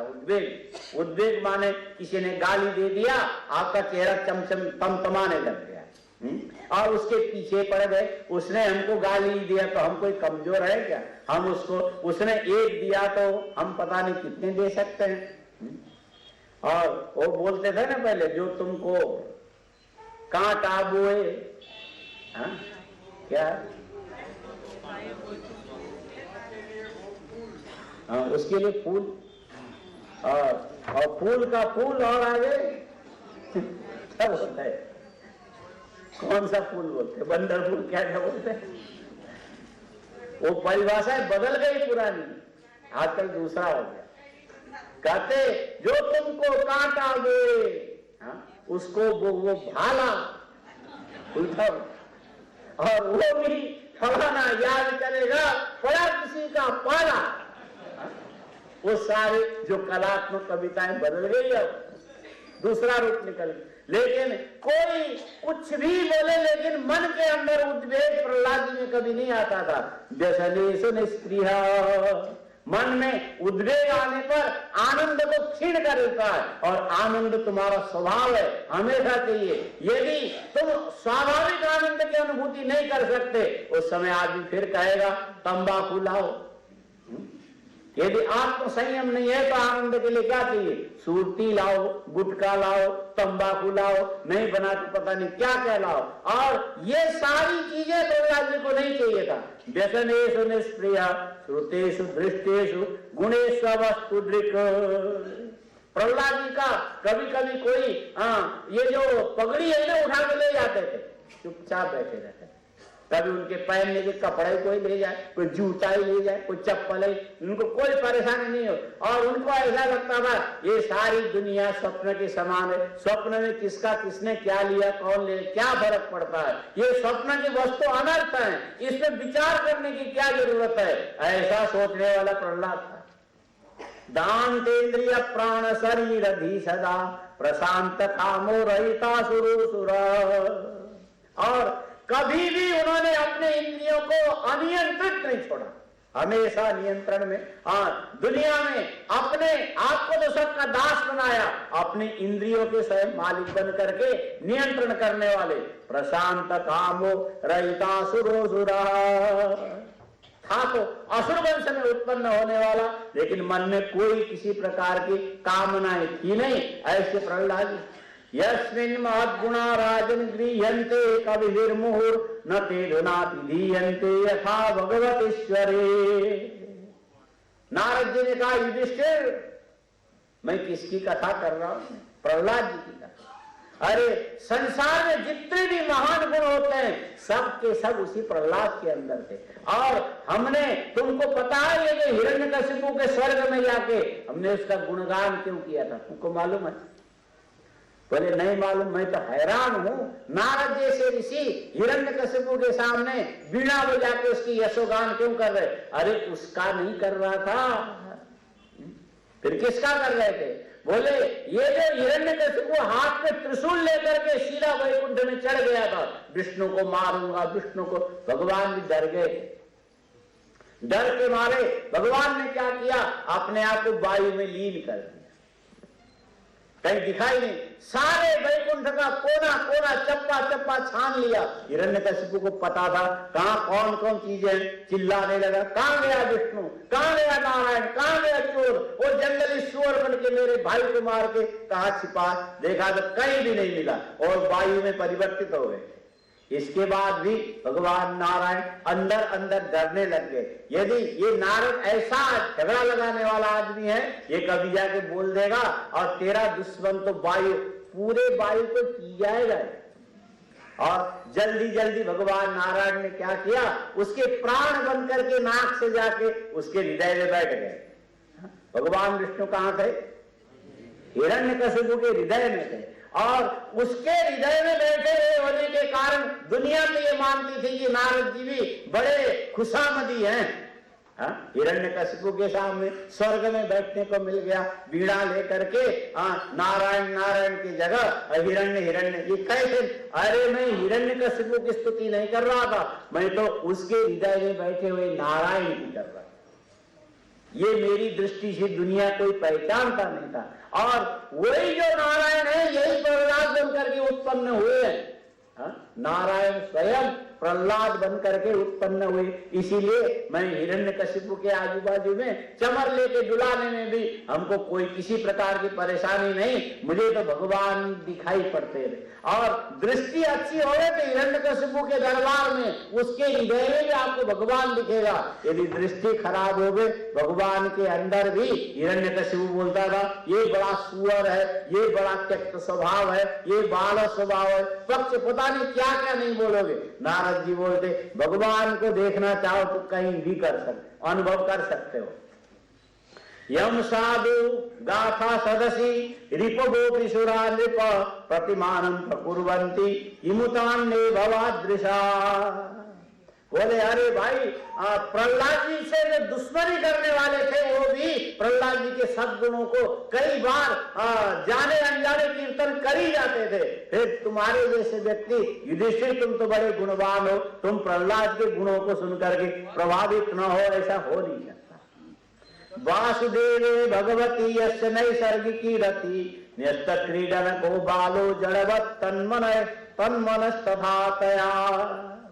छोटा बच्चा था, दूसरे बच्चों के साथ खेलता था, खेलते क्रीड़ा करते उस समय सारे बच्चे हल्ला मचावे, ये एक जगह बैठ के ध्यान लगा के भगवानमय होकर के बैठे, उसको पता ही नहीं लगता था हाँ ये बच्चे क्या कर रहे हैं। आसीन पर्यटन न्यस्त क्रीडन को बालो जड़वत तन्मनस तथा तया कृष्ण ग्रह गृहीतात्मा न वेद जगदीदृशम। नारद जी बोलते प्रहलाद जी को जब देखा हिरण्यकशिपु को बड़ा अच्छा लगता था, मेरे सारे बेटों में ये बहुत अच्छा है। और छोटा था, एक दिन नारद जी को बुलाया, ए नारद आओ इधर। नारद जी कहे क्या बात है?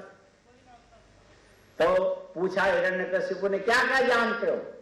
वीणा लेके दुनिया में घूमते हो, कुछ ज्ञान भी है कि खाली ऐसे बाबा बन के घूम रहे हो? कौन बोलता है? हिरण्यकशिपु बोलता खाली बाबा बन के घूम रहे हो तो ज्ञान भी रखे हो? आपकी कृपा से थोड़े बहुत कुछ कुछ जानता। क्या जानते हो? नारद जी अपने बोलने लगे, ऋग्वेद पहले उनको याद था पुराना वाला, ऋग्वेदम भगवद्देवी, यजुर्वेदम सामवेदम, आथर्वणम और वेदानाम वेद, पता नहीं क्या करते।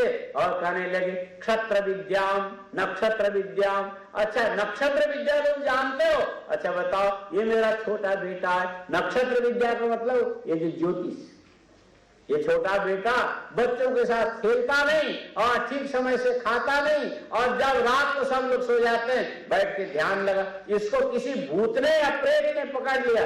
नारद जी कहने राम राम राम, क्या बोल रहे हो? किसी भूत की हिम्मत है जो आपके सामने आ सके? हिरण्यकशिपु से नारद जी बोलने लगे, कौन से भूत की हिम्मत है? अरे आएगा तो जिंदा रहेगा क्या? और आगे हुआ क्या? एक ग्रह दशा तो अपने ढंग से काम करते, संसार अपने हिसाब से। अच्छा बोलो कौन से ग्रह की किसकी दशा है? नारद जी बोले क्या बोलूं, कहीं मार ना दे। डर तो लगता था। इसीलिए एको बलि शताम ज्ञानवान, बड़े बड़े ज्ञानवान को एक ही बलवान आकंपित डराने लगता है। कब कभी छुड़ा, पसीने छूट जाए। बड़े बड़े ज्ञानवान बैठे हो, कोई हरियाणा का जाट आ जाए लाठी लेके, सब ज्ञान हवा में उड़ जाए, जान बचाने के लिए भागेगा। तो नारद जी बोलने लगे भैया इसको क्या बोलूं? और नारद जी ने छल छद्म वाली एक भाषा निकाली, कृष्ण ग्रह गृहीतात्मा न वेद जगदीदृशम। बोले कोई काला काला सा ग्रह है, उसने इसकी चेतना को अपने बस में कर लिया, इसीलिए ये संसार जैसा है वैसा इसको दिखता नहीं है, ग्रह के प्रभाव से इसको उल्टा दिखता। नारद जी ने बात स्पष्ट कर दी, ये कृष्ण ग्रह कोई नहीं है, भगवान श्री कृष्ण, और उसने इसके मन को अपने बस में कर लिया, जिसके चलते सारा संसार भगवानमय दिखता। बोलना तो ये था, लेकिन हिरण्यकशिपु के डर के मारे बचा बचा के हिसाब से बोल दिया, कृष्ण ग्रह गृहीतात्मा न वेद जगदीदृशम। आसीन पर्यटन अस्तन शयान प्रपिबन ब्रुवन नानुसंधत्तेतानि गोविंद परिरंभित। नारद जी बोलते जब प्रहलाद जी कहीं बैठते थे, बैठे बैठे उनको ध्यान का हिसाब है। ध्यान लगाने के लिए आप लोग भी बैठते होंगे ना, उसमें ये देखना चाहिए आपका शरीर का जमीन के साथ होने वाला जो संबंध है, ये संबंध संयोग है। शरीर भी पार्थिव है और ये जो जमीन भी पार्थिव है, जमीन के अंदर संवेदना नहीं है, आपके शरीर में संवेदना आपकी अपनी है, और उसके साथ आपका संबंध होने से संबंध के दिव्य ज्ञान आपको होता है। मैं जमीन में बैठा हूं और इसके चलते अनंत अभिनिवेश होता है। छोटा बच्चा माँ बाप की गोद में बैठा था, ऐसा ऐसा हिलता है, सोचता है कि मेरे रक्षक माँ बाप हैं, मेरा कोई क्या बिगाड़ सकता है। और प्रहलाद जी जमीन में जब बैठ के ध्यान लगाने लगते थे, उनको ऐसा लगता था भगवान श्री कृष्ण ने मुझे अपनी गोद में उठा के रखा, ये भगवान कितने दयालु है। बैठते समय ऐसा लगता था। आसीन पर्यटन अस्नन जब प्रहलाद जी घूमने लगते थे उनको ऐसा लगता भगवान ने मेरे हाथ की अंगुली पकड़ के रखी और कहीं मुझे गिरने नहीं देंगे, बड़े आराम से चला रहे। और स्नान खाते समय ऐसा लगता था और मुझे खाना ही पड़ेगा, और भगवान अपने हाथ में लेकर के मुंह में डाल करके पीछे सिर के पीछे हाथ लगा के थपकी मार रहे, बेटा खा ले, मेरे कहने से खा ले, तू खाएगा तो मुझे आनंद आएगा। और भगवान जब ये बोले कि तू खाएगा मैं खुश हो जाऊंगा, भगवान की खुशी के लिए खाता भी। आसीन पर्यटन आसनन शयान प्रविवन ब्रुवन, और ध्यान लगाते लगाते प्रहलाद जी को नींद आती थी, और नींद के समय में ये विचार करता प्रहलाद, विचार कर भगवान चाहते हैं मैं सो जाऊं और भगवान बैठ के मेरे पीठ के ऊपर थपकी मारे, और सोते समय भी ऐसा लगता है। आसीन पर्यटन शयान प्रविवन ब्रुवन, प्यास लगने पर ये नहीं मानता था कि मुझे प्यास लगी, उसको ऐसा लगता था भगवान मुझे पानी पीने के लिए आग्रह कर रहे हैं, इसलिए उनकी खुशी के लिए पानी पिया था। और कभी कभी बिल्कुल न बोले ऐसा भी नहीं, और भगवान कहते थे बेटा तू तो बोलता ही नहीं, अरे कुछ बोल तो ले, कम से कम मैं सुन तो लूं। बोले कहाँ आप सुन रहे हो, सारे प्राणियों के कान में स्थित होकर के तेरी बड़ी अच्छी लगने वाली वाणी में सुनता हूं। तब प्रहलाद जी बोलने भी लगते थे। प्रपिबन गोविंद परिरंभिता, नारद जी ने कहा पूरे संसार में रह करके भी उसको लगता नहीं था मैं संसार में हूं, ऐसा लगता था भगवान ने मुझे अपने हृदय से लगा के चिपका के रखा है, भगवान के अतिरिक्त दुनिया में कोई चीज है ही नहीं, ऐसी दृष्टि में प्रहलाद जी रहते। नरति क्वचिद उत्कंठो विलज्जो नृत्यति क्वचित क्वचित तद्भावना युक्त तन्मयो नुचकारः, कभी कभी बैठे बैठे भावमय जगत के अंदर प्रहलाद जी हंसने लग जाते, उनको ऐसा लगे भगवान मेरे से खेल क्रीड़ा कर रहे हैं। और बहुत दुखी हो गया प्रहलाद, संसार के प्रपंच को देखते देखते थक गया अंदर से, अब तो मन भी बड़ा खिन्न हो गया, तू जरा कोई ऐसी बात कह करके मुझे हंसा दे, मुझे भी जरा आनंद आ जाए, मनोरंजन हो जाए। और जब ये बात सुने तो प्रहलाद जी खुद ही खिलखिला के हंसने लग जाए, प्रहलाद को हंसते हुए देख करके भगवान भी हंस पड़े, ऐसे प्रहलाद को अनुभव होता था। क्वचित हसरित तत्चिंताल्लाद उद्गायति क्वचित, कभी कभी प्रहलाद जी के दृष्टि से भगवान ओझल हो जाते थे, तब प्रहलाद जी मन में विचार करते थे मेरे व्यवहार से, मेरे आचरण से कहीं न कहीं किसी न किसी जगह भगवान को बुरा लगा होगा, जिसके चलते उनकी स्मृति, उनकी अनुभूति, चित्त में उनका तादात्म्य भाव मैं मानो भूल जा रहा हूं, ये भगवान की नाराजगी है, इसको लेकर के कभी कभी रोने भी लगते थे। गोविंद चिंता लाद उद्गायति क्वचित, रोते रहते, कभी कभी उठ करके गाने लग जाते थे, आनंदित होते थे। देखो मैं थोड़ा सा उदास होके रोने लगा, भगवान ने आकर के जैसे कोई पिता अपने पुत्र को उठा के हृदय से लगाता भगवान लग, और ऐसे गाने भी लगता था। क्वचित उत्पुलक तूष्णिम आस्ते संस्पर्श निर्वृत अस्पंद प्रणयानंद सलिलान मीलिते क्षणा, कभी कभी लेटे लेटे नींद में चले गए, लेकिन प्रहलाद जी की आंखों से आंसू आ रहे, लोग देख के बड़े हैरान, ये आंसू कैसे आया। सोते सोते उनको ऐसा लगे भगवान श्री कृष्ण मानो लेटे हुए प्रहलाद जी को, बच्चे को जैसे माँ अपने शरीर में उसके हाथ में शरीर में हाथ फेरती है, ऐसे भगवान श्री कृष्ण हाथ फेर रहे, उनके सिर में, नाक में, मुख में, पूरे शरीर में। ये भगवान के स्पर्श की अनुभूति जन्य जो आनंद है, वो मानो नींद की अवस्था में भी उनके आंखों से अश्रु बन के बाहर निकाल रहा। क्वचिद उत्पलक तूष्णिम आस्ते संस्पर्श निर्वृत अस्पंद प्रणयानंद सलिला मीलिते क्षणा, निष्क्रिय होकर कभी कभी भगवत स्पर्श की अनुभूति करता। सौत्तम श्लोक पदारविंदयोर निवेशया किंचन लसंग लब्धया तन्नन पराम निर्वृत्तिमात्मनो मुहुर दुस्संग दीनान्य मनसमं व्यधात। भगवान उत्तम श्लोक नारायण के चरणारविंद में मन को निविष्ट करके उसकी स्थिति कैसी हो गई, निवेशया किंचन संगलब्धया, भगवान के चरणारविंद की स्मृति, और स्मृति के बाद भगवान के चरणारविंद का जो ज्ञान है वही ध्यान बन करके चित्त में थोड़ी देर टिकने लग जाए और वो संसार से फिर भी और ही कुछ देखने लगे। तन्नुन पराम निर्वृत्तिमात्मनो मुहुर दुस्संग दीनान्य मन समम व्यधात। रहता था राक्षसों के बीच में, बड़े भयंकर स्वभाव वाले राक्षस, लेकिन मन भगवान में लगा होने के कारण इन राक्षसों के जो दुष्कर्म है, इनका दुष्चरित्र है, दुष्चिंतन है, ये प्रहलाद जी के चित्त को छू भी नहीं पाता था। एकदम आनंद में मग्न रहे। युधिष्ठिर पूछने लगे, नारद जी गजब कर रहे हो।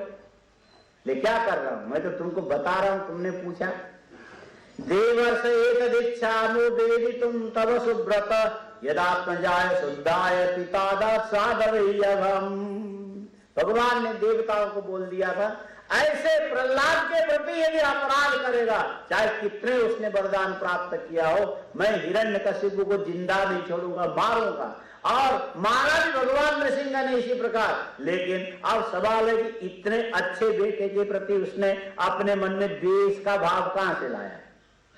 पुत्रान विप्रतिकूलान स्वान पितर पुत्र वत्सला उपालवन्ते शिक्षार्थम नैवागम परो यथा। जैसे पिता पुत्र को शिक्षा देने के लिए सीधा डांट के नहीं बोलता है, बेटा तू तो अब बड़ा होने लगा, तुमको तो गालियां भी देने आने लग गई, अब तो तू पता नहीं कैसे कैसे झूठ भी बोलना सीख गया, अच्छा है मेरा बेटा बड़ा। इसी ढंग से पिता शिक्षा दिया करते हैं। और ठीक इसी प्रकार ये तो इतना अच्छा बेटा था, इसके प्रति विद्वेष करने की तो बात ही नहीं होनी चाहिए, और ये हिरण्यकशिपु विद्वेष कैसे करने लगे। उपालवन्ते किमुतानु वशान साधुन सादृशान गुरुदेवतान एतत् कौतूहलम ब्रह्मन् अस्माकं विदम प्रभो पितु पुत्राय यद्देशो मरणाय प्रयोजिता। बोलने युधिष्ठिर बोलते, पिता पुत्र में आपस में द्वेष भाव उत्पन्न हो जाए, वहां कल्याण नहीं होगा। ये समझो कि दोनों में से किसी का सत्यानाश है, दोनों का ही हो सकता है। हाँ, ये कैसे हुआ। पौरोहित्याय भगवान मृत काव्य किला सुरई चूर्छंदा मरकौसुधोदस्य दैश्य राजगृहांतिगे। नारद जी बोलते, देखो प्रहलाद जी जब 5 साल की उम्र के हो गए, 6 साल के होने लगे, अब उनको अक्षर ज्ञान के लिए गुरुकुल में भेजना। अक्षर ज्ञान के लिए गुरुकुल में भेजना था, और गुरुकुल में भेज दिया। और इसके हिरण्यकशिपु के गुरुकुल के अंदर पढ़ाने वाले कौन थे? शुक्राचार्य स्वयं नहीं थे, उनके 2 बेटे थे। पंडितों के, बड़े बड़े विद्वानों के बेटे भी विद्वान हो गए जरूरी नहीं है, कोई कैसे संड और अमर्क। अच्छे बेटे होते थे उसको संड नाम रखते थे।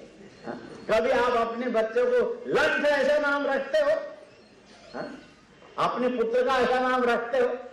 और शुक्राचार्य का एक बेटा ऐसे था, उसका नाम उन्होंने संड रख दिया, और दूसरे का नाम रख दिया अमर्क।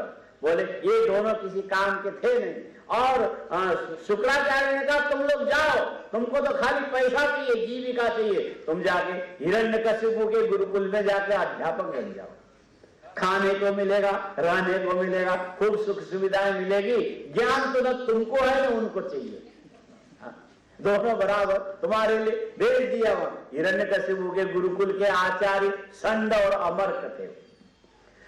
तौराज्ञा प्रापितम बालम प्रहलादम नय कोविदम पाठया मासतो पाठ्यम अन्याश्चासुर बालकान। कई बच्चों के साथ भेज दिया गुरुकुल के अंदर, और वहां दूसरे बच्चों के साथ इनको प्रहलाद जी को भी पढ़ाने लगे। लेकिन प्रहलाद जी तो पहले ही विद्या विशिष्ट थे, पहले ही जानते थे। और कई लोग तो ऐसा भी मानते हैं कि मानो संडा मर्क को पढ़ाने के लिए शुक्राचार्य ने हिरण्यकशिपु के गुरुकुल में भेजा, ये प्रहलाद जी के सन्निधि में रह के कुछ तो ये मूर्ख सीख के आएगा। क्या सोचा था शुक्राचार्य ने? सोचा ये प्रहलाद जी के सन्निधि में रह करके उनको तो नहीं पढ़ाएगा, लेकिन थोड़ा ये भी सुधर जाए तो अच्छा। अपने पुत्र के हित कामना के लिए भेज दिया। अब ये प्रहलाद जी वहां बालक बन के चले गए। यत्र गुरुना प्रोक्तम शुश्रूवे नुपपाठ च न साधु मनसा मेने स्वपरा सद्ग्रहाश्रयम। अब गुरुजी प्रहलाद जी को पढ़ाने लग गए और प्रहलाद जी पढ़ने लगे, जैसा बोले वैसे सुना देते, फिर चुप हो जाए, फिर बोले, फिर सुनाए, फिर चुप। अच्छा, आगे कोई प्रश्न नहीं, उत्तर नहीं। उनको पता था ये विद्या मेरे किसी काम की नहीं। कौन बोलता था?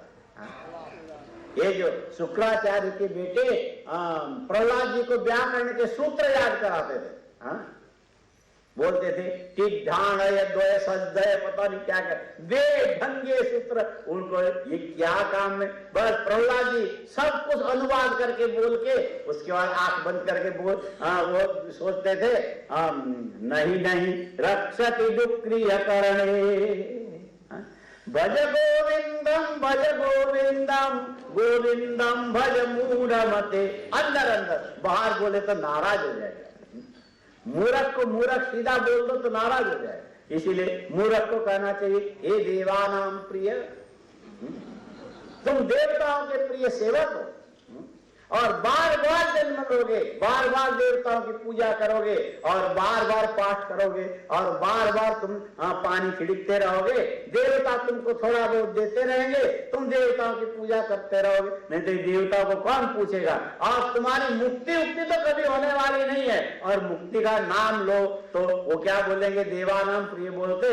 ये मुक्ति नाम की जो चीज है ये तो स्मशान विद्या, कौन बोलता है?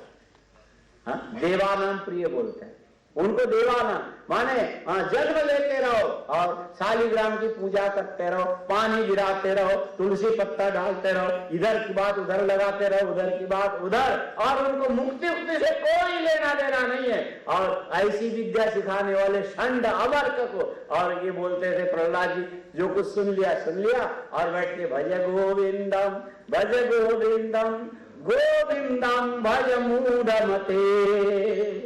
बड़ा ज्ञानी बन करके आचार्य बन के पढ़ा। अरे मूर्ख, अपना तो पहले सोच, भगवान का भजन कर, ये विद्या तेरे काम आने वाली नहीं है। यद न साधु मनसा मेरे सब बड़ा सद्ग्रहाश्रयम एकदा सुरराजपुत्रम अंकमारोप्य पांडव पप्रच्छ गच्छताम वत्स मन्यते साधु यद्भवान। हिरण्यकशिपु को भी और बच्चे इतने अच्छे नहीं लगते थे, प्रहलाद जी बड़े अच्छे। और जब कुछ पढ़ा लिखा करके लाए और हिरण्यकशिपु ने उठाया गोद में और रखा, बोले बेटा प्रहलाद, पिताजी आपकी बड़ी कृपा है। अच्छा, इतने दिन तुम क्या सीख के आए, तुमको दुनिया में क्या अच्छा लगता है?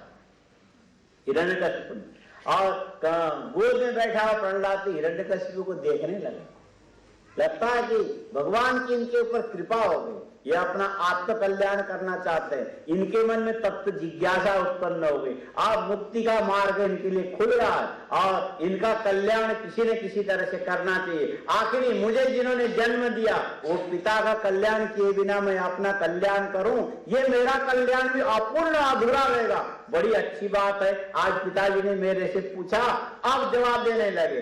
तत्साधु मन्ये सुरवर्य देहिनाम सदा समुद्विग्न धियाम असद्ग्रहात् हित्वात्म पापं क्रियमंडकूपम वनम गतो यद हरिमाश्रयेत। प्रहलाद जी ने पूछा, पिताजी जोर से प्यास लगे और शीशा पिघाल के तरल बना के उसके मुंह में डाल दिया जाए, क्या उसकी प्यास बुझेगी? मर जाएगा। प्यास के लिए तो पानी चाहिए, भूख के लिए अन्न चाहिए, और अन्न की जगह कोई बालू ला करके देने लग जाए तो कोई खाएगा उसको? मुंह में रखते किरकिरा होने। बालू तो क्या, हलवे में थोड़ा सा आटा पीसने वाले ने चक्की को पहले खोदा होगा, पहले आपका गेहूं पीस दिया होगा, बाद में हलवा बन गया, बना तो बढ़िया। करण सिंह ने हलवा तो बढ़िया बनाया, लेकिन वो चक्की वाले ने गलती किया कि वो जो पहले वाला आटा नहीं निकाला, अब खाने लगोगे। स्वादिष्ट बड़ा लगता है, लेकिन जब बालू बीच में आता तो कैसा लगता है? इसको क्या बोलते हैं? किरकिरा। क्या वैसे भी 8 बज गया, इससे ज्यादा होगा तो आपको भी किरकिरा लगेगा। टाइम पर सब चीजें अच्छी लगती है, हमेशा हर चीज अच्छी नहीं लगती है। तो बोले हाँ, भूख लगने पर भोजन अच्छा लगता है, प्यास लगने पर पानी अच्छी लगती है। ठीक इसी प्रकार ये जो संसार की चीजें प्राप्त करके हमारी बुद्धि कभी भी शांत नहीं होती है, क्योंकि बुद्धि की कामना संसार नहीं है, बुद्धि के कामना का विषय परमात्मा है। इसलिए संसार का परित्याग करके जंगल में जाकर के भगवान नारायण का आश्रय लेके यदि आप चुपचाप बैठो, आपकी बुद्धि को परम शांति मिलेगी। और इससे पहले संसार के वस्तुओं से अपनी बुद्धि में आनंद शांति प्रदान करना चाहो, पिताजी कभी होने वाला नहीं। इसीलिए ये संसार के वैभव को छोड़ो, ये अंधकार में कुआं जैसा है, इसमें अपना पराये के अलावा कुछ दिखता नहीं है। इसको छोड़कर के जंगल में जाके भगवान विष्णु की शरण ग्रहण करना चाहिए, आपका कल्याण निश्चित हो जाए। ये सुना तो दिमाग खराब हो गया। किसका? मेरा बेटा मेरे दुश्मन इसके चाचा का हत्यारा विष्णु का नाम लेने के लिए मुझे इशारा कर रहा है। क्या हो गया? लगता है कि देवताओं ने छद्म रूप लेकर के मेरे घर में आके मेरे बेटे की बुद्धि को बिगाड़ दिया। हाँ? क्या बोलते हो? व्हाइट वॉश बोलते हैं ना, तो दिमाग को भी ऐसा धोया जाता है। जैसे अंग्रेजों ने हम लोगों का दिमाग धो दिया, मानो देवताओं ने आकर के प्रहलाद का दिमाग धो दिया, ऐसा लगता है। हाँ? इसका विचार बदल दिया, कुछ गड़बड़ कर दिया। श्रुत्वा पुत्र विरोधैत्य परपक्ष समाहितः, बड़ा गुस्से में आया। और हिरण्यकशिपु का गुस्सा कोई साधारण तो था नहीं, रात भर हैरान, दिन भर भी हैरान। और ये गुस्सा चलेगा कब तक? कल शाम को 5-5:15 बजे तक। उसके बाद क्या बोलता है? ज्यादा गुस्सा आने पर आदमी चुप होता है। मूर्ख आदमी होता है जो गुस्सा आने से पहले चिल्लाने लगता है, और बुद्धिमान जो होते हैं यदि मन को प्रतिकूल कोई बात लगी तो बोलेगा ही, चुप रहे। और उसके न बोलने से सारा काम ठीक हो जाता है, और बोल के सुनाने वाला कभी भी कुछ कर ही नहीं सकता। इसीलिए हिरण्यकशिपु भी इतना मूर्ख तो था नहीं, बोले अभी गुस्से में बोलना ठीक नहीं, चुप हो गया। चुप हो गया तो कल देखते हैं क्या बोलता है। इनकी बातों पर कल मनन करें। ओम पूर्णमदः पूर्णमिदं पूर्णात् पूर्णमुदच्यते पूर्णस्य पूर्णमादाय पूर्णमेवावशिष्यते। ओम शांति शांति शांति। वात्रा जी, सुशीला ओम प्रकाश जी, विजय राकेश सिंगल जी, अशोक जालीवाले, सुरेश चंद्र कांता गुप्ता जी, चंचल बिरमानी जी, सरोजा सुंदरम, राधा किशन कनौडिया जी, राजकुमार मेहंदी दत्ता, राजकुमार शर्मा जी। आप लोग आरती के लिए स्टेज के बाहर पंक्तिबद्ध होकर के खड़े हो जाएं। इससे पहले सारी तैयारियां हों, उससे आवश्यक सूचनाएं आपको देनी है, कृपया शांतिपूर्वक सुनें। आपसे निवेदन है कि आप अपना कीमती सामान जो भी आपने पहन रखा हो कृपया उसे संभाल कर रखें। अपने मोबाइल और जो भी आपने पहना हुआ हो, कुछ ऐसा सुनने में आया है कि कल कुछ ऐसी वारदात हुई थी, तो आपसे करबद्ध प्रार्थना है, कृपया अपने कीमती सामान को संभाल कर रखें और सजग रहें। भीड़ में आकर के कोई भी इसका फायदा उठाकर आपका सामान चोरी कर सकता है। इसलिए आज व्यवस्था की गई है कि 3 गेटों पर, एक मुख्य द्वार पर और सामने 2 निकास गेटों पर प्रसाद की व्यवस्था की गई है। आप पंक्तिबद्ध होकर के, भीड़ में कोई भी फायदा उठा सकता है, कृपया पंक्ति से रहें ताकि किसी को ये मौका न मिले। आप पंक्तिबद्ध होकर के आएं और प्रसाद लेके जाएं। हॉल में महाराज जी के आने से पहले आने की कोशिश करें और बीच में बार बार उठने का कष्ट न करें ताकि दूसरों को व्यवधान न हो। आरती के लिए जिन लोगों को बुलाया जा रहा हो कृपया वही लोग आए, अन्य लोग यहाँ पर खड़े ना हो, भीड़ बहुत हो जाती है, पीछे वालों को आरती का दर्शन नहीं होता। जैसे संकेत जी का महाराज जी के जाने तक कृपया अपनी सीटों से न उठें।